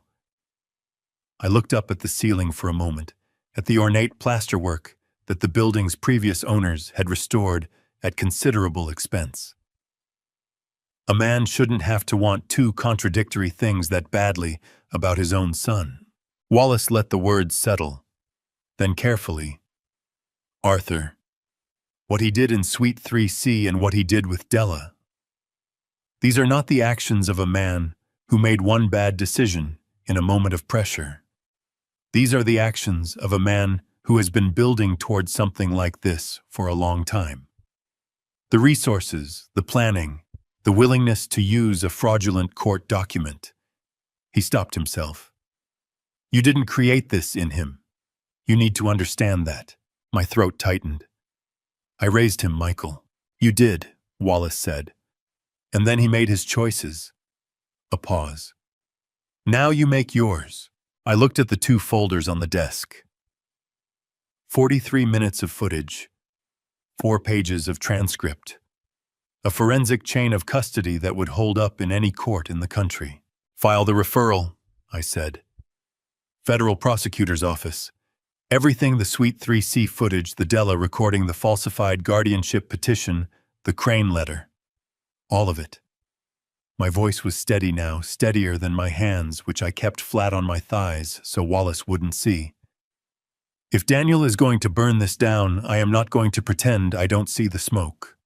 Wallace nodded once. He picked up his pen. "And the state breaking and entering charge. File that too," I said. "Everything, Michael, all of it." He wrote something in the margin of the folder. Then he looked up at me with the expression of a man who has worked alongside someone long enough to recognize the precise cost of what they've just said. "I'll have it submitted by end of day," he said. I nodded. I picked up my coffee cup, found it had gone lukewarm, and drank it anyway. Outside, the hard hats had rolled up their blueprint. The postal truck was gone. The woman with the enormous dog had turned a corner and disappeared. The morning was moving forward the way mornings do, without sentiment, without pause, without any particular regard for the people caught inside it. "There's something else," Wallace said, and something in his tone made me set the cup down. "Tell me," I said. He opened the third folder. The third folder was thicker than the other two. Wallace slid it across the desk toward me without a word, which was how I knew whatever was inside had weight enough to speak for itself. I opened it. The first page was a spreadsheet. Columns of numbers running down the page in clean, unforgiving rows. Dates on the left, descriptions in the middle, amounts on the right. At the top of the page, a header in Wallace's firm's letterhead. Bennett Family Trust Disbursement Ledger, January 2020 through October 2025. Prepared by Wallace and Associates in conjunction with Meridian Forensic Accounting Group. 5 years. "Walk me through it," I said. Wallace leaned forward, elbows on the desk, and began. His voice was even and precise, the voice he used when the numbers were doing the emotional work, and he knew it. The Beacon Hill mortgage, he said, pointing to the first cluster of entries. $3,400 per month. Paid from the Bennett Family Trust since January 2020, the month Daniel and Claire moved into the house. In 5 years, the trust has paid $204,000 in mortgage payments on a property Daniel has referred to in multiple conversations, and one court document as my house. My jaw tightened. I kept my eyes on the spreadsheet. Utilities, Wallace continued. Electric, gas, water, internet averaged $840 per month over 5 years. Total $50,400. Paid by the trust. He moved his finger down the page. The BMW leased $780 per month for 38 months before repossession. $29,640. Trust account. He turned to the second page. Groceries, household supplies, and maintenance. The trust held an account at a premium grocery delivery service and 2 household management companies. Total expenditure over 5 years, $61,200. I set the spreadsheet down on the desk. My hands were trembling finely, the way they sometimes did when my body registered something before my mind had finished processing it. I picked the paper back up immediately. I was not going to let go of it. I needed the paper in my hands because the numbers on it were real, and the reality of them was the only thing keeping me anchored to the present moment. Claire's business expenses, Wallace said, moving to page 3. The Bennett LLC subscription that powered her content management platform, $420 per month for 4 years. The photography equipment she listed as a business asset trust, paid $11,000 in 2021. The conference attendance, the brand development consultant she hired in 2022, all of it routed through a Bennett subsidiary account that Daniel set up in Claire's name without, I should note, your knowledge or written authorization. I looked up from the spreadsheet. He routed her business expenses through my trust without my authorization. Without documentation of authorization, Wallace said carefully. He had access as a secondary user, as we've established. He used that access in ways that went considerably beyond personal living expenses. I set the papers flat on the desk and pressed both palms down on top of them. My throat felt raw. My chest felt like something inside it was slowly, inexorably tightening, a vice closing by increments, each new number, another quarter turn of the handle. What is the total? I said. Wallace turned to this final page. At the bottom, a single line, bold typeface. Total trust disbursements attributable to Daniel and Claire Bennett's household and business expenses, January 2020 to October 2025. He turned the page to face me. The number was $612,480. $612,000. Over 5 years. From a trust they had never contributed to, never acknowledged, never once in any conversation I could recall expressed gratitude for. My eyes filled. Not overflowed, filled the way a glass fills right to the surface, tension trembling there, not yet spilling. I breathed carefully through my nose. My vision blurred at the edges and then steadied. Daniel told a judge I was not mentally competent, I said. My voice came out barely above a murmur. He called me cognitively impaired. He stood in a courthouse and questioned my mind, while living in a house my trust was paying. For driving a car, my trust was leasing. Eating food, my trust was buying. I stopped, swallowed. He called me a maintenance man. Arthur, $600,000, I said. And not once. Not one single time in 5 years did either of them sit down with me and say thank you. Not for the money, not even for the eggs I made every morning. Just thank you for being here. Thank you for existing. Something. My voice broke on that last word. Cleanly, completely, without warning, the way it had broken when I mentioned Dr. Sterling, but deeper this time, more total. I brought one hand up and pressed it against my mouth for a moment. My shoulders pulled forward involuntarily, the body's ancient posture of pain absorbing itself inward. Wallace did not look away. He did not offer hollow comfort. He simply waited with the quiet dignity of a man who understood that some grief has to be witnessed rather than managed. After a moment, I lowered my hand. I straightened my back. I picked up the ledger and read the final page one more time, slowly and completely, until every number had settled into me like sediment into still water. "This goes into the evidence package," I said. My voice was steady again, not because the pain had passed, but because I had decided where to put it. All 5 years, every line item. "It's already prepared," Wallace said. "The forensic accountants certified it yesterday." "Good." I closed the folder. I set it on top of the other two. 3 folders, 5 years, $612,000, 43 minutes of footage, 4 pages of transcript, a dismissed petition, and a fabricated doctor's letter. The case my son had built against me had been constructed entirely from lies. The case building itself against him was constructed entirely from facts. "What comes next?" Wallace asked. I thought of Claire, of her content, her curated mornings, her performed domestic happiness. I thought of the 14,000 people who had already seen a fragment of the truth in that neighbor's security camera footage. 14,000 was just the beginning, I said quietly. The rest of the world is about to see a great deal more. I watched it for the first time on a Wednesday morning, sitting on the edge of the bed in my hotel room, with my reading glasses on and the phone held in both hands. Wallace had sent the link at 6:42 a.m., with a single line of text beneath it. "You should see this before you hear about it from anyone else." The clip was 47 seconds long. It had been filmed from the second floor of the brownstone directly across from the Beacon Hill mansion, a neighbor's front-facing security camera, the kind that runs continuously and stores footage in the cloud. Someone had clipped those 47 seconds, sharpened the audio with basic editing software, and posted it to a community social media group the previous evening. By the time Wallace sent it to me, it had been shared 800 times and viewed by 61,000 people. I pressed play.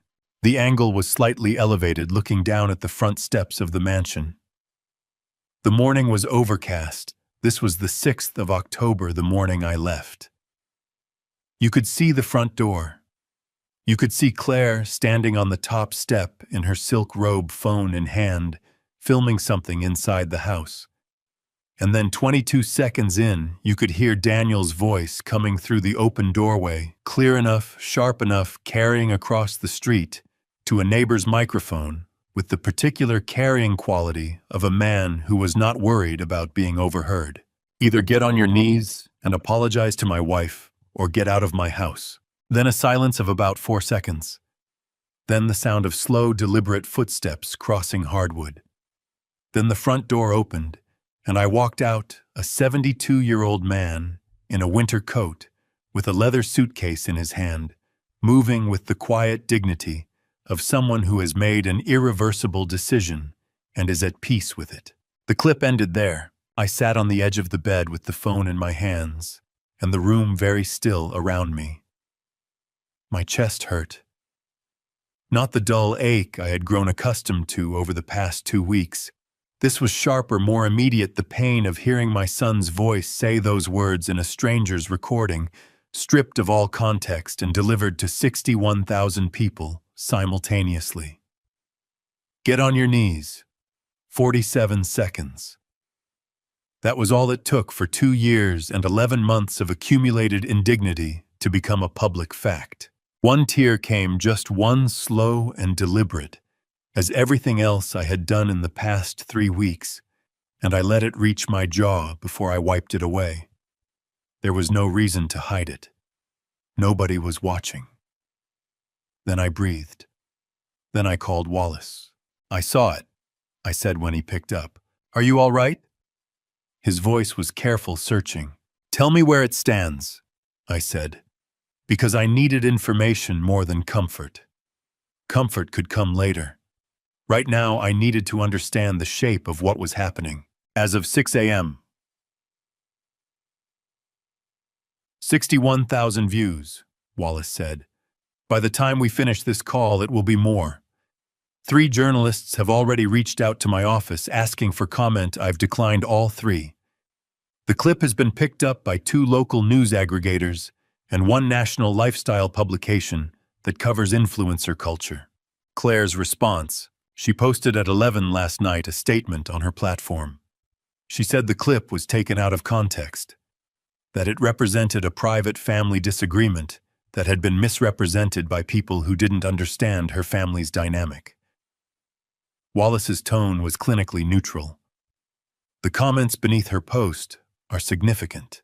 How significant? Her comment section has received 42,000 responses in 8 hours. The ratio of negative to supportive is approximately 14-1. A pause. 3 of her remaining sponsors have issued statements this morning. Radiance Skincare terminated their contract at midnight. Their statement cited a violation of their brand values clause. Morning Bloom Wellness followed at 4 a.m.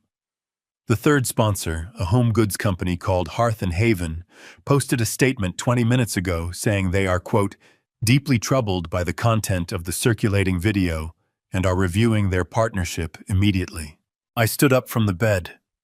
My legs felt unsteady beneath me, not from physical weakness, but from the sheer accumulated weight of the past 17 days pressing down through my feet into the floor.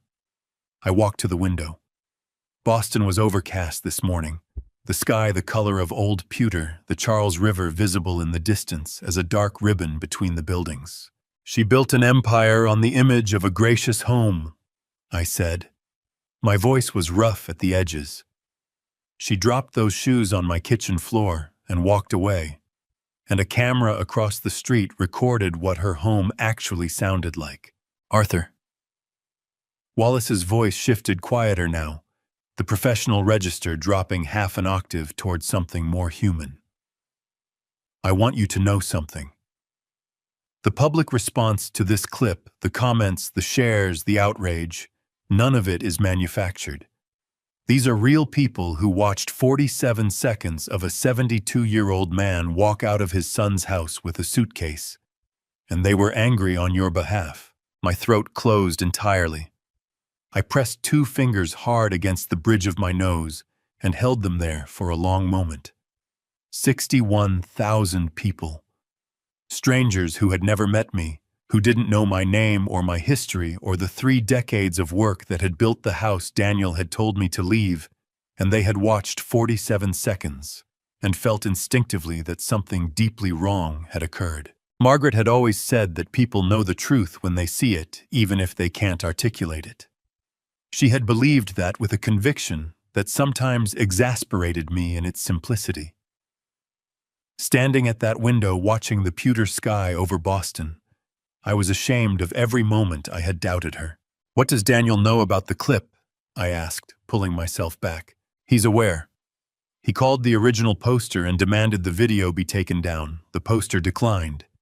He then contacted the social media platform directly. The platform reviewed it and determined the clip falls under public interest documentation since it captures events visible from a public street." Wallace allowed himself a small, dry sound that was almost a laugh. "His attorney sent a cease and desist this morning. It arrived 4 hours after the clip had already been picked up nationally." "A cease and desist," I said, "against a neighbor's security camera footage. His attorney is going to earn every dollar of that retainer," Wallace said. I actually laughed at that, a short, involuntary sound that surprised me entirely. It lasted only a moment, but it was real. The first genuine laugh I had produced in 17 days, and it came from the absurdity of my son threatening legal action against a camera that had simply done what cameras do. "Michael," I said when the moment had passed, "Claire's contracts, is it over for her professionally?" Wallace considered the question, with the honesty I had always valued in him. Her primary revenue streams are gone. She might rebuild a smaller audience over time. People have come back from worse in that industry. But the brand she built, the aspirational domestic perfection, the gracious home, the curated family life. He stopped. That specific brand is finished. You can't recover that image once 61,000 people have heard your husband tell your elderly father-in-law to get on his knees. I turned away from the window. The room felt very large and very quiet. "There's something you need to come in for tomorrow," Wallace said, his voice returning to its professional register. "I found something in the discovery materials from the forensic review.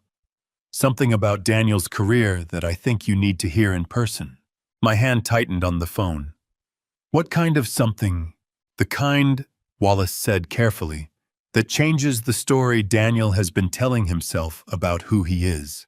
I went to Wallace's office the next afternoon, carrying a weight I couldn't name yet. The particular unease of a man who has been told that what he's about to hear will change something, but doesn't know which something or how completely. Wallace was standing when I walked in, which he rarely did. He had his reading glasses in his hand rather than on his face, turning them slowly by one arm. A habit I had learned to recognize as his version of nervous energy, the thing his hands did when his mind was working faster than the conversation around him. "Sit down, Arthur," he said. Then almost immediately, "Actually, before you sit down, I want to show you something." He turned his monitor toward me. On the screen was an email thread. The header showed an internal company address. The date stamp read September 14th, 2019. And the subject line was 3 words, "Re Bennett referral." I sat down slowly. My eyes moved to the first message in the thread. It was from James Harrington. The James Harrington, managing partner of Meridian Capital Group, the man whose team had come down 3 elevator floors to greet me in the lobby of 1 Federal Street. A man I had known for 22 years, had done business with across 4 property developments, had once had Thanksgiving dinner with when his own family was snowbound in Vermont, and he happened to be in Boston. The email read, "James, as discussed, I'm happy to bring Daniel in for the senior creative director role. Out of respect for Arthur, I'll make sure the process looks competitive. He's a bright enough kid. Whether he's right for the position is a separate question, but Arthur asked, and I don't say no to Arthur Bennett. Please proceed with the paperwork." I read it twice. Then I read it a 3rd time, more slowly, making sure I had not misunderstood a single word. "Who is James writing to?" I asked. My voice came out very quiet. "His operations director," Wallace said. He was watching me carefully, the glasses still turning in his hand. The reply below it is from the operations director, confirming that the offer letter would be prepared and the other candidates in the pipeline would be, and I'm quoting, "gracefully redirected." I leaned back in the chair. My hands rested in my lap, and I looked at them for a moment. The hands of a 72-year-old man, the knuckles a little thickened, the skin a little loose, hands that had held wrenches and blueprints, and my wife's hand at the end of her life. Hands that had apparently also quietly arranged the career of a son who had spent 5 years believing he had built something on his own. "I asked James for that favor," I said. It wasn't a question. "In August of 2019, Wallace confirmed. 3 weeks before Daniel's interview. I found the email because the forensic team pulled all correspondence between Meridian accounts and any Bennett-associated address during the 5-year review period. This thread came up in the sweep." He set his glasses down on the desk. "Arthur, did you know Daniel didn't know?" The question hit me somewhere soft and unguarded. My eyes went hot immediately, the burning that I had come to recognize as the body's first warning before something deeper arrived. I blinked it back. "I assumed he suspected," I said slowly. "The way children suspect things they don't want to confirm.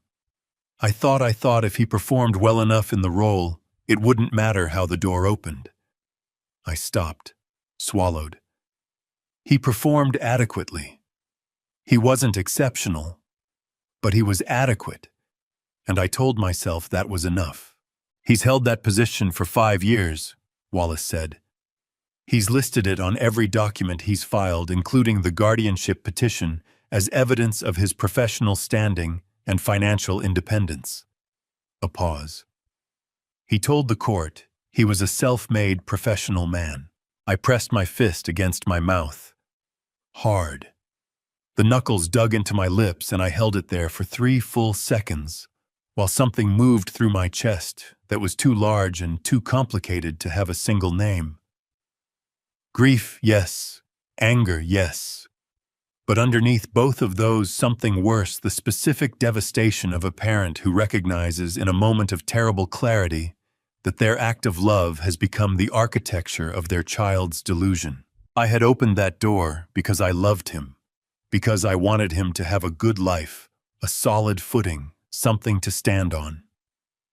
I had called in a favor with a man I trusted and asked him to give my son a chance.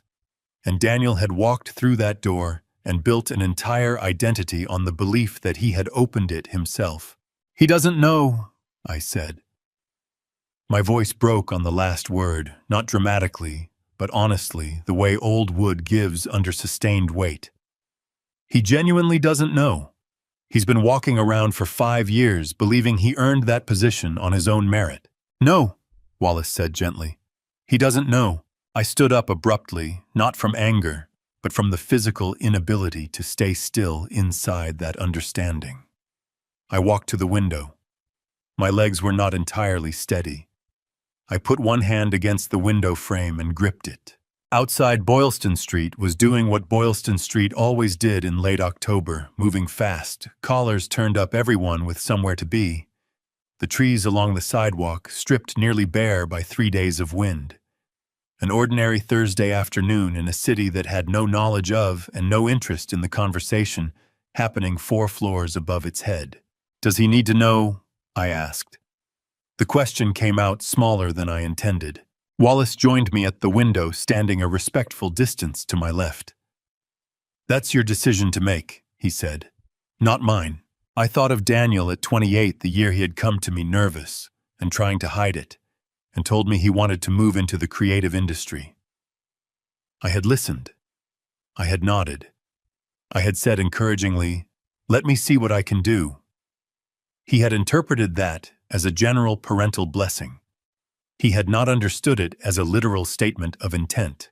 I thought of him at 37, accepting his 5th-year performance review, shaking hands with James Harrington's operations director, walking out of that building with his chest expanded and his chin level, and the private sustaining belief that he had done this himself.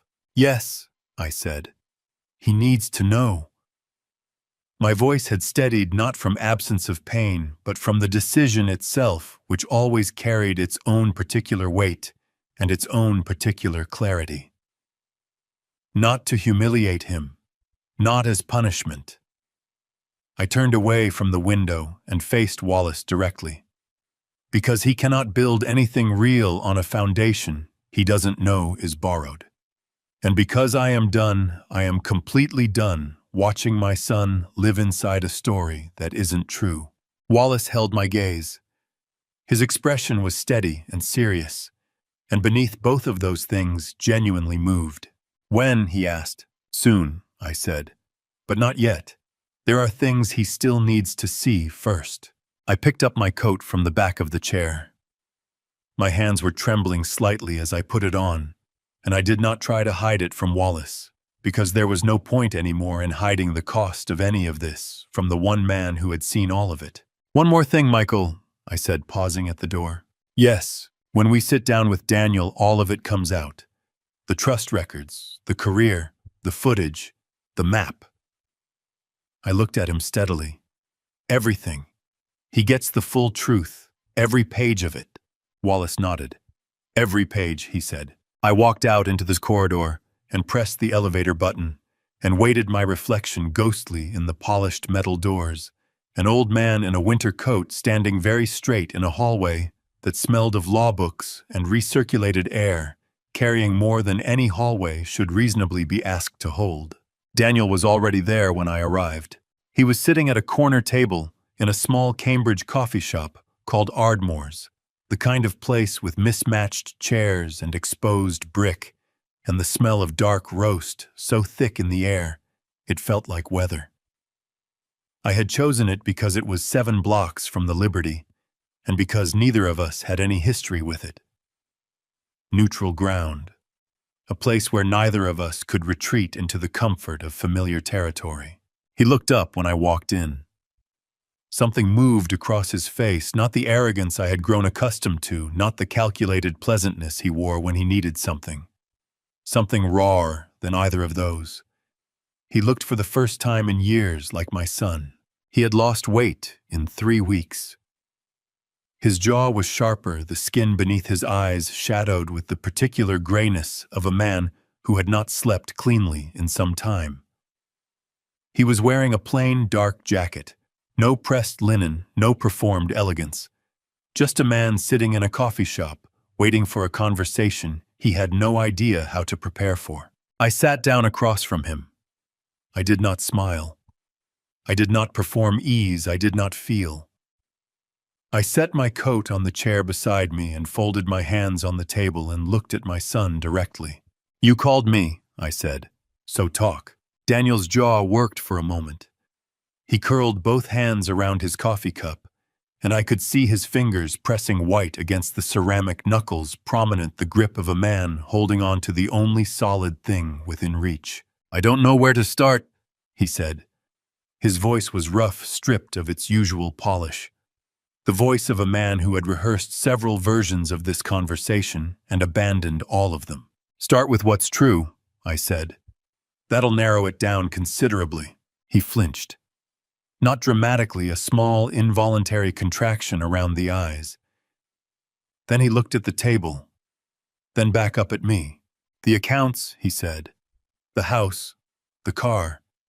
He stopped, started again. "Was all of it, was everything we had, was it all yours?" "Every dollar," I said. "Every month, every utility bill and grocery order and lease payment, for 5 years.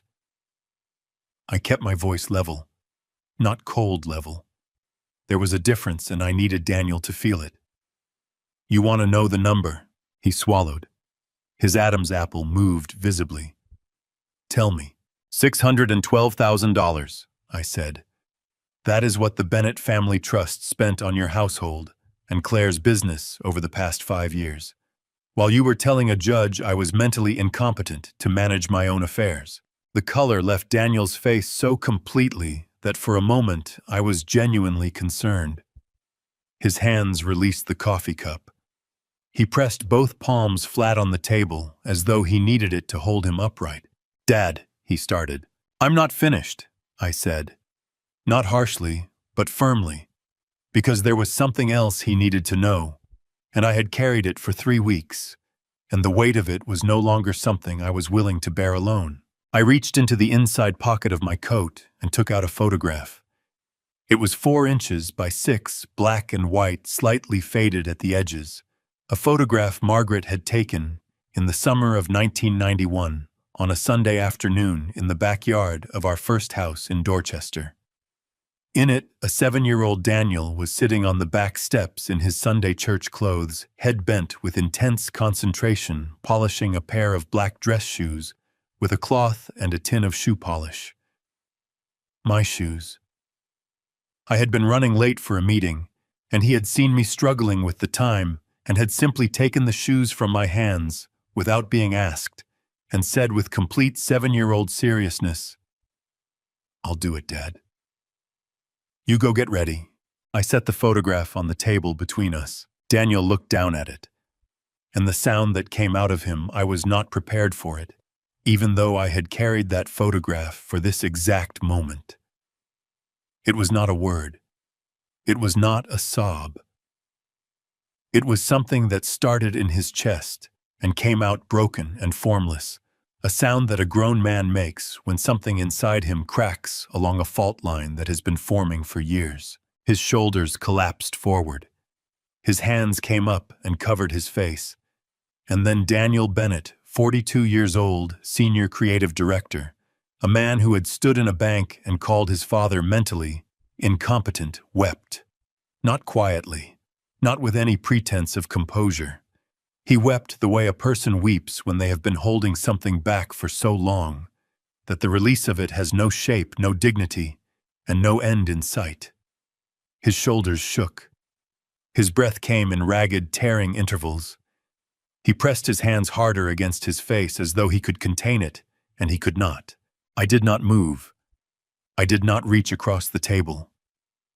I let it happen because it needed to happen, and because there was no way to abbreviate the grief of a man who was meeting the truth about himself for the first time. After a long while, 2 minutes, perhaps 3, Daniel lowered his hands. His face was devastated. His eyes were swollen and red, his cheeks wet, his lips pressed together in the expression of a man trying to reassemble himself from pieces. "I was 7, he said. His voice was wrecked, barely audible. "I remember that day. You were so stressed. I wanted to help you." He looked at the photograph, and something in his expression broke open all over again, a fresh wave of grief that he rode through with his jaw clenched and his eyes overflowing. "What happened to me, Dad? What happened?" My own throat tightened so severely that for a moment I could not speak. My eyes burned and filled, and I let them sitting in a Cambridge coffee shop with my son's tears on the table between us, and 30 years of love and failure and silence finally finding the air it needed. "I don't know," I said honestly. My voice was barely more than a breath.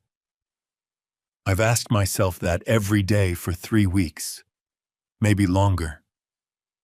I reached out, then slowly, deliberately, and placed my hand over his on the table. His hand turned under mine and gripped it. Hard. The grip of a 7-year-old boy in a 42-year-old man's hand. "But I think it started the day you stopped being curious about where things came from." Daniel's shoulders heaved once more. He pressed his free hand over his eyes. "I'm sorry," he said. The words came out shattered, jagged, more breath than voice. "Dad, I'm so sorry." I held his hand and said nothing else. Because some things, when they finally arrive, don't need a response. They just need to be received. Outside Ardmore's Cambridge continued its Saturday morning without us. And inside, a father and son sat with the photograph of a 7-year-old boy and the long, difficult, necessary work of beginning again.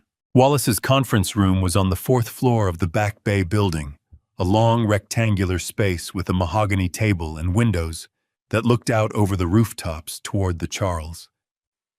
I had been in that room dozens of times over 30 years. I had signed partnership agreements there, reviewed property closings, sat through the reading of Margaret's own will on a gray February morning 2 years ago with Daniel at my side, and both of us pretending we were holding together better than we were. Today, Daniel sat across from me at the far end of the table. He had showered and changed since Saturday, dark trousers, a gray sweater, no tie. His eyes were still slightly swollen at the edges, the faint remnant of a man who had cried for the first time in perhaps a decade and had not fully recovered the architecture of his composure. He was holding a glass of water in both hands and watching Wallace arrange documents at the head of the table with the expression of a man sitting in a waiting room outside a surgery he cannot postpone. Wallace cleared his throat and sat down. "I want to begin," Wallace said, "by explaining what this document is and why we are here today." He opened the folder in front of him. "On the 15th of February, 2025, 8 months ago, Arthur came to this office and executed a comprehensive revision of his last will and testament. The document was witnessed by 2 members of this firm and notarized by a Massachusetts licensed notary. It is fully valid and legally binding." He looked at Daniel directly. "This is not a surprise reading. Arthur wanted you to hear it while he was in the room. That was his specific instruction." Daniel's grip on the water glass tightened. He looked at me. I held his gaze steadily. "February," Daniel said. His voice was careful, controlled in a way that cost him visible effort. "You revised your will in February." "I did," I said. That's 8 months before." He stopped himself. His jaw worked. "You were planning this for 8 months." "Longer," I said. "I've been planning how to protect what I built for 30 years. February was when I finalized the last details." I leaned forward slightly. "Daniel, everything I'm about to let Wallace read to you, I need you to understand. It was written not out of anger. I wrote it in February, before the shoes, before the lawsuit, before any of it." I held his eyes. "This is what I intended all along." Something shifted in Daniel's face, a complicated movement of understanding and grief crossing each other like two weather systems meeting. He set the water glass down. He nodded once very slightly, as though he needed to anchor himself before the next wave arrived. Wallace began to read. "The revised Bennett estate plan consists of 3 primary instruments," he said. "First, the Bennett Family Trust, currently valued at approximately $4.3 million in liquid and managed assets, will be transitioned to a charitable remainder trust upon Arthur's passing. The named beneficiary organization is the Margaret Bennett Foundation, a non-profit entity, Arthur Incorporated, in March of this year, established to provide housing stability resources and vocational training for at-risk families in the greater Boston area." Daniel drew a slow, deliberate breath through his nose. His hands had flattened on the table. "Second instrument," Wallace continued. "The Bennett Heritage Complex, the South End property currently assessed at $41.3 million, will remain in Bennett Heritage, LLC during Arthur's lifetime. Upon Arthur's passing, the property will be transferred in full to the Margaret Bennett Foundation as its primary endowment asset. The rental income from the complex will fund the foundation's operational programs in perpetuity." The room was very quiet. Outside the windows, a single pigeon landed on the rooftop ledge opposite and sat there with the unconcerned dignity of something that has no stake in human decisions. Daniel's eyes had gone glassy. He was not crying, not yet, but the line between composure and its absence was visibly thin. His throat moved repeatedly, the swallowing reflex working hard against something that had no physical form. "Third instrument," Wallace said, and here his voice shifted almost imperceptibly, a half-note lower, careful in a way that suggested he understood the weight of what he was about to read. "The Beacon Hill property, the family residence on Chestnut Street, currently held by the Bennett Family Trust, will be listed for sale at market value no later than January 1, 2026.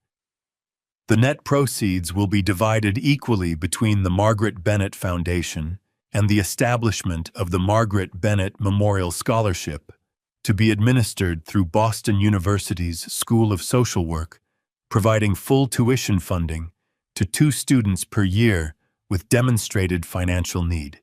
Daniel made a sound.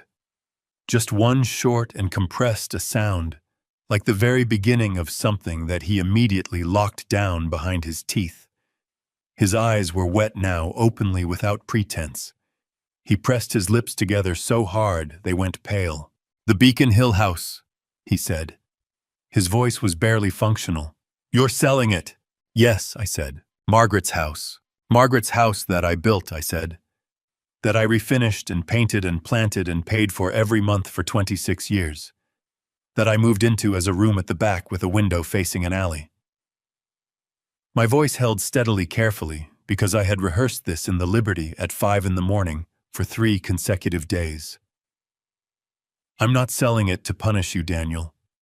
I'm selling it because the Margaret Bennett Foundation needs capital to do real work in this city. Because your mother would have wanted her name on something that helped people who were struggling the way we struggled when we were young." I stopped. She never cared about the house. She cared about what we did inside it. Daniel's chin dropped to his chest.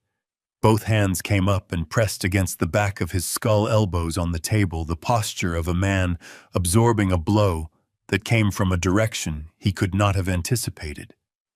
A sound escaped him, low, involuntary aching, and then another, and his shoulders began to shake again, with the quiet, helpless rhythm of a man who has already spent his tears and is discovering he has more.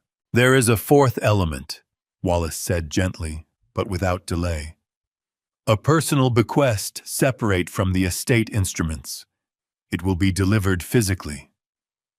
He looked at me. I nodded. "But not today," I said. "That comes when the time is right."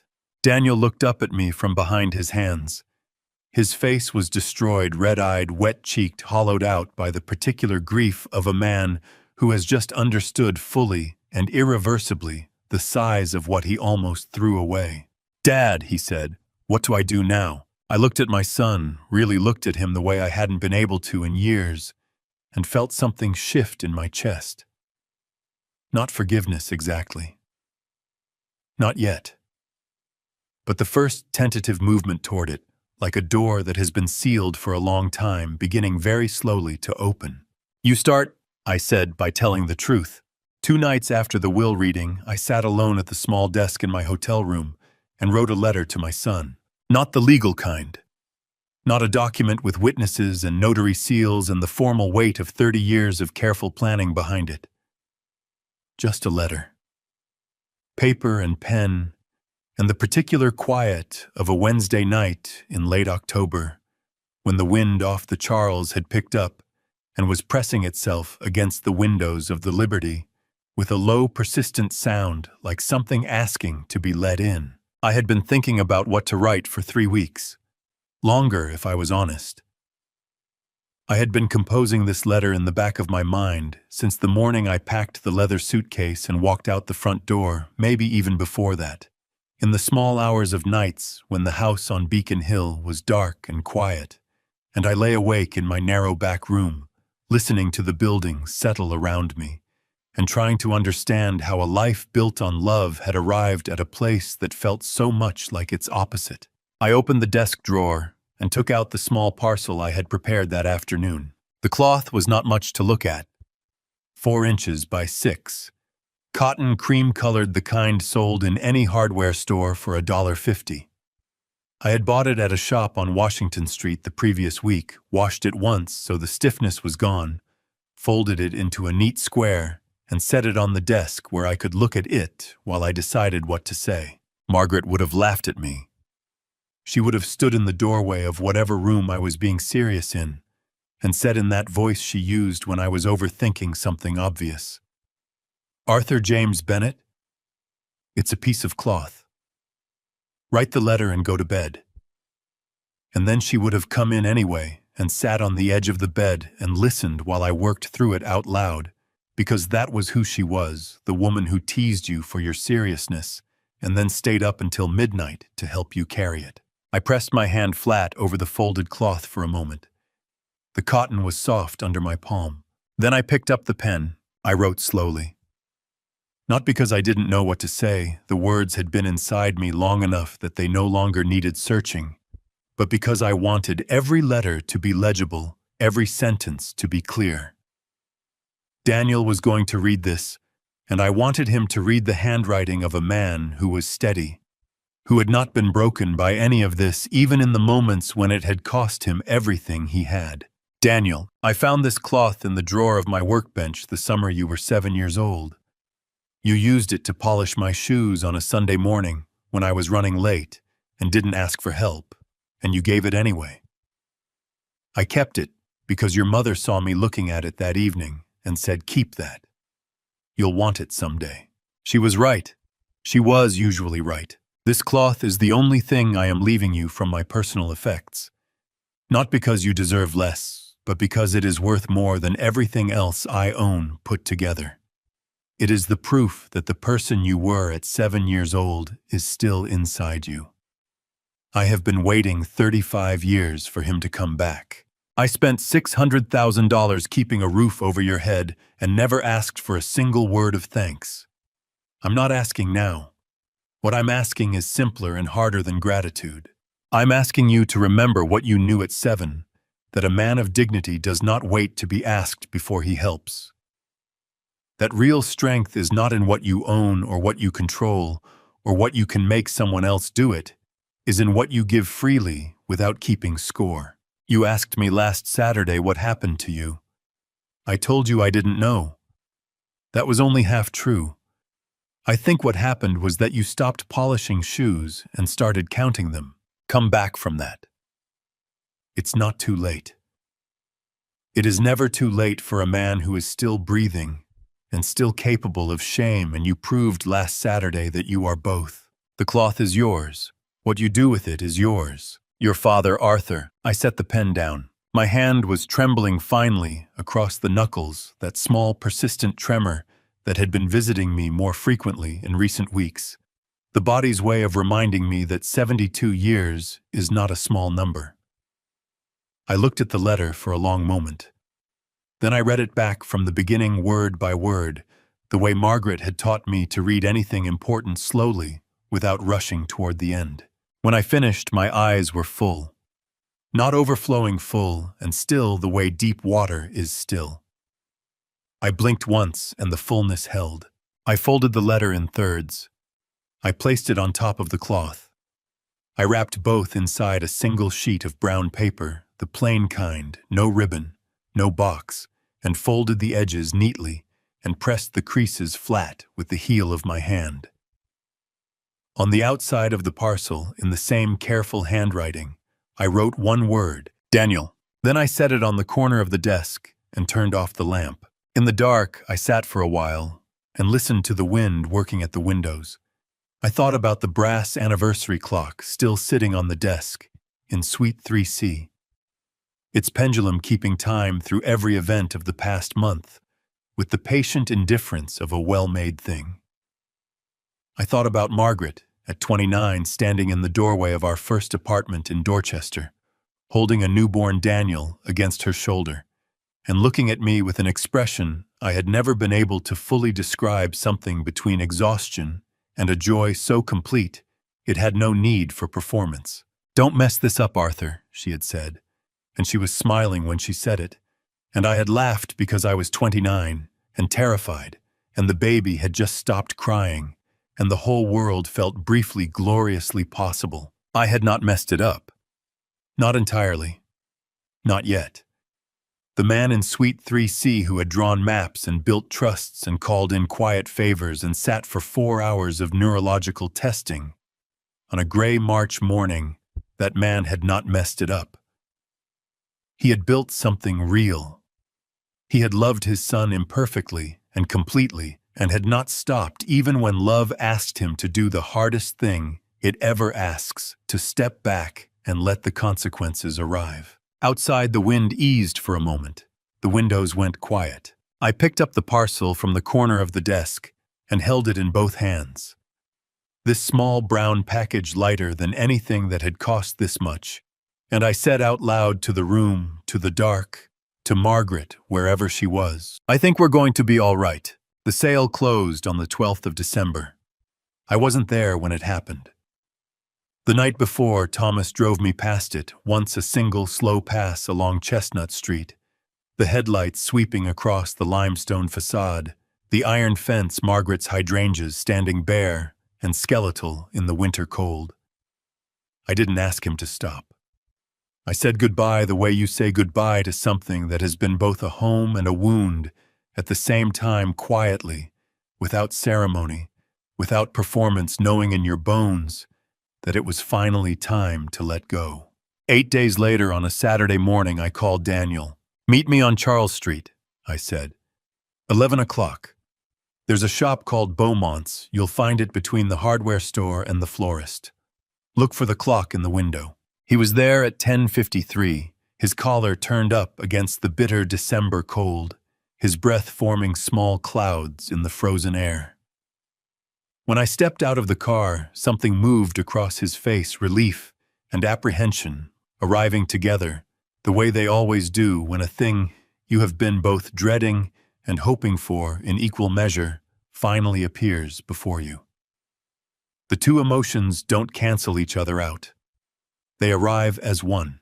"Dad," he said. "Daniel," I said. We went inside. Beaumont's clock and watch repair, had occupied the same narrow storefront for 41 years. Gerald Beaumont, 70 years old, white-haired with the deep, unhurried patience of a man who had spent his entire life working with mechanisms that simply cannot be rushed, looked up from behind the counter and nodded with quiet recognition. "Mr. Bennett, right on time." The shop smelled of machine oil and old wood, and the particular sweetness that comes from 100 clocks keeping their time simultaneously in one small room. The walls were lined with them pocket watches, mantel clocks, carriage clocks, a tall grandfather clock standing in the corner like a dignified old man. The sound was not noise, it was rhythm.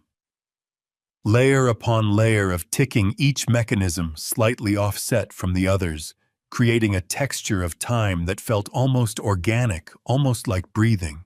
Standing inside it was like standing inside something alive. I reached into my coat and took out the brown paper parcel. I had wrapped it 7 weeks earlier, sitting at the desk in my room at the Liberty Hotel, and I had carried it with me for 8 days, waiting for the right morning to present itself. This was the right morning. I had known it when I woke up. I held the parcel out to Daniel. He looked at his name on the outside, just one word written in my handwriting. His throat moved. His hands were not steady when he reached out and took it from me. He opened it carefully, with the deliberate care of a man who understands instinctively that what he is holding is not ordinary. He found the cloth first, folded neatly inside.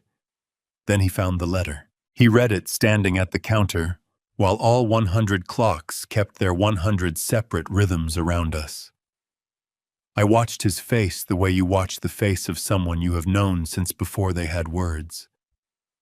When he reached the line about counting shoes instead of polishing them, his chin dropped and then recovered a small private collapse, quickly gathered back. When he reached the words, "Your father, Arthur," his eyes overflowed, 2 clean lines running down his face that he did not wipe away, as though he had made a decision. This time that he would not pretend the grief was not sitting right there in the open between us. "I don't know how to fix what I did," he said. His voice was wrecked and honest and entirely without pretense. "You can't fix it," I said. "That's not how it works. You don't fix the past, Daniel. The past doesn't get fixed. What you do is build something different on top of it, slowly, carefully, without stopping when it becomes difficult, without walking away when it demands more than you feel you have." I placed my hand on his shoulder. "And you start today. Not tomorrow. Today." He reached up and gripped my hand with the full, desperate strength of a man who has finally found the one solid thing in a room that has been shaking for years beneath his feet. He held on the way men hold on when they have stopped caring whether it looks like holding on. "Okay," he whispered. "Okay, Dad." Gerald caught my eye from the far end of the counter. He said nothing. He only smiled, small, private, the smile of a man who has seen enough of life to know a significant moment when it stands quietly in his shop, and then looked back down at his work, giving us the dignity of the distance. I was 72 years old. I had buried a wife, built a trust from what remained, and carried a letter folded inside a brown paper parcel in my coat pocket for 8 days, waiting for the right morning and the right room and the right version of my son to hand it to. The parcel had contained a piece of cotton cloth worth almost nothing in money and meaning everything that I had spent years failing to find the right moment to say out loud. It was standing there among all those ticking clocks with my hand on my son's shoulder and his hand gripping mine exactly enough. Not more than enough, not less. Exactly enough, the way the right things when they finally arrive always are. The grandfather clock's pendulum swung left, right, left, patient and unhurried, and certain, keeping perfect time for no one in particular, and all of us at once. Looking back at everything that happened, Arthur Bennett, will not pretend I was the hero of this story. I was a father who loved his son in all the wrong ways. I opened doors instead of teaching him how to knock. I paid every bill instead of teaching him what $1 truly costs. I stayed quiet for far too long, and that silence became as much a part of the problem as anything Daniel ever did. So don't be like me. Don't wait until someone tells you to get on your knees before you decide to stand up straight. If someone in your family is treating you like a stranger in your own home, act sooner than I did. Dignity is not something you protect in secret. It is something you declare clearly and early before the cost of silence becomes too high to pay. I believe God does not allow an honest man to permanently lose what he genuinely deserves. He simply changes the way it finds its way back. And family justice does not arrive through courtrooms or bank accounts alone. It arrives in the moment when the truth is finally spoken out loud, however late, however painful. This is a story about a father, a revenge dad, who chose dignity over destruction, patience over anger, and love fierce enough to let go. Because real revenge dad energy is not about winning, it is about refusing to disappear. And true family justice is not built on power. It is built on the courage to tell the truth even when it costs you everything. If this story of revenge, dad, and family justice moved something in you, drop a comment below and tell me which moment hit hardest. Share this with someone who needs to hear it. And subscribe so you never miss what comes next. Thank you genuinely deeply for staying until the very last word. That means more to me than you know. A note before you go: the stories ahead contain fictional elements crafted purely for the purpose of storytelling and life reflection. If that is not what you are looking for right now, that is perfectly fine. Choose what serves you best. I will be here whenever you are ready to return.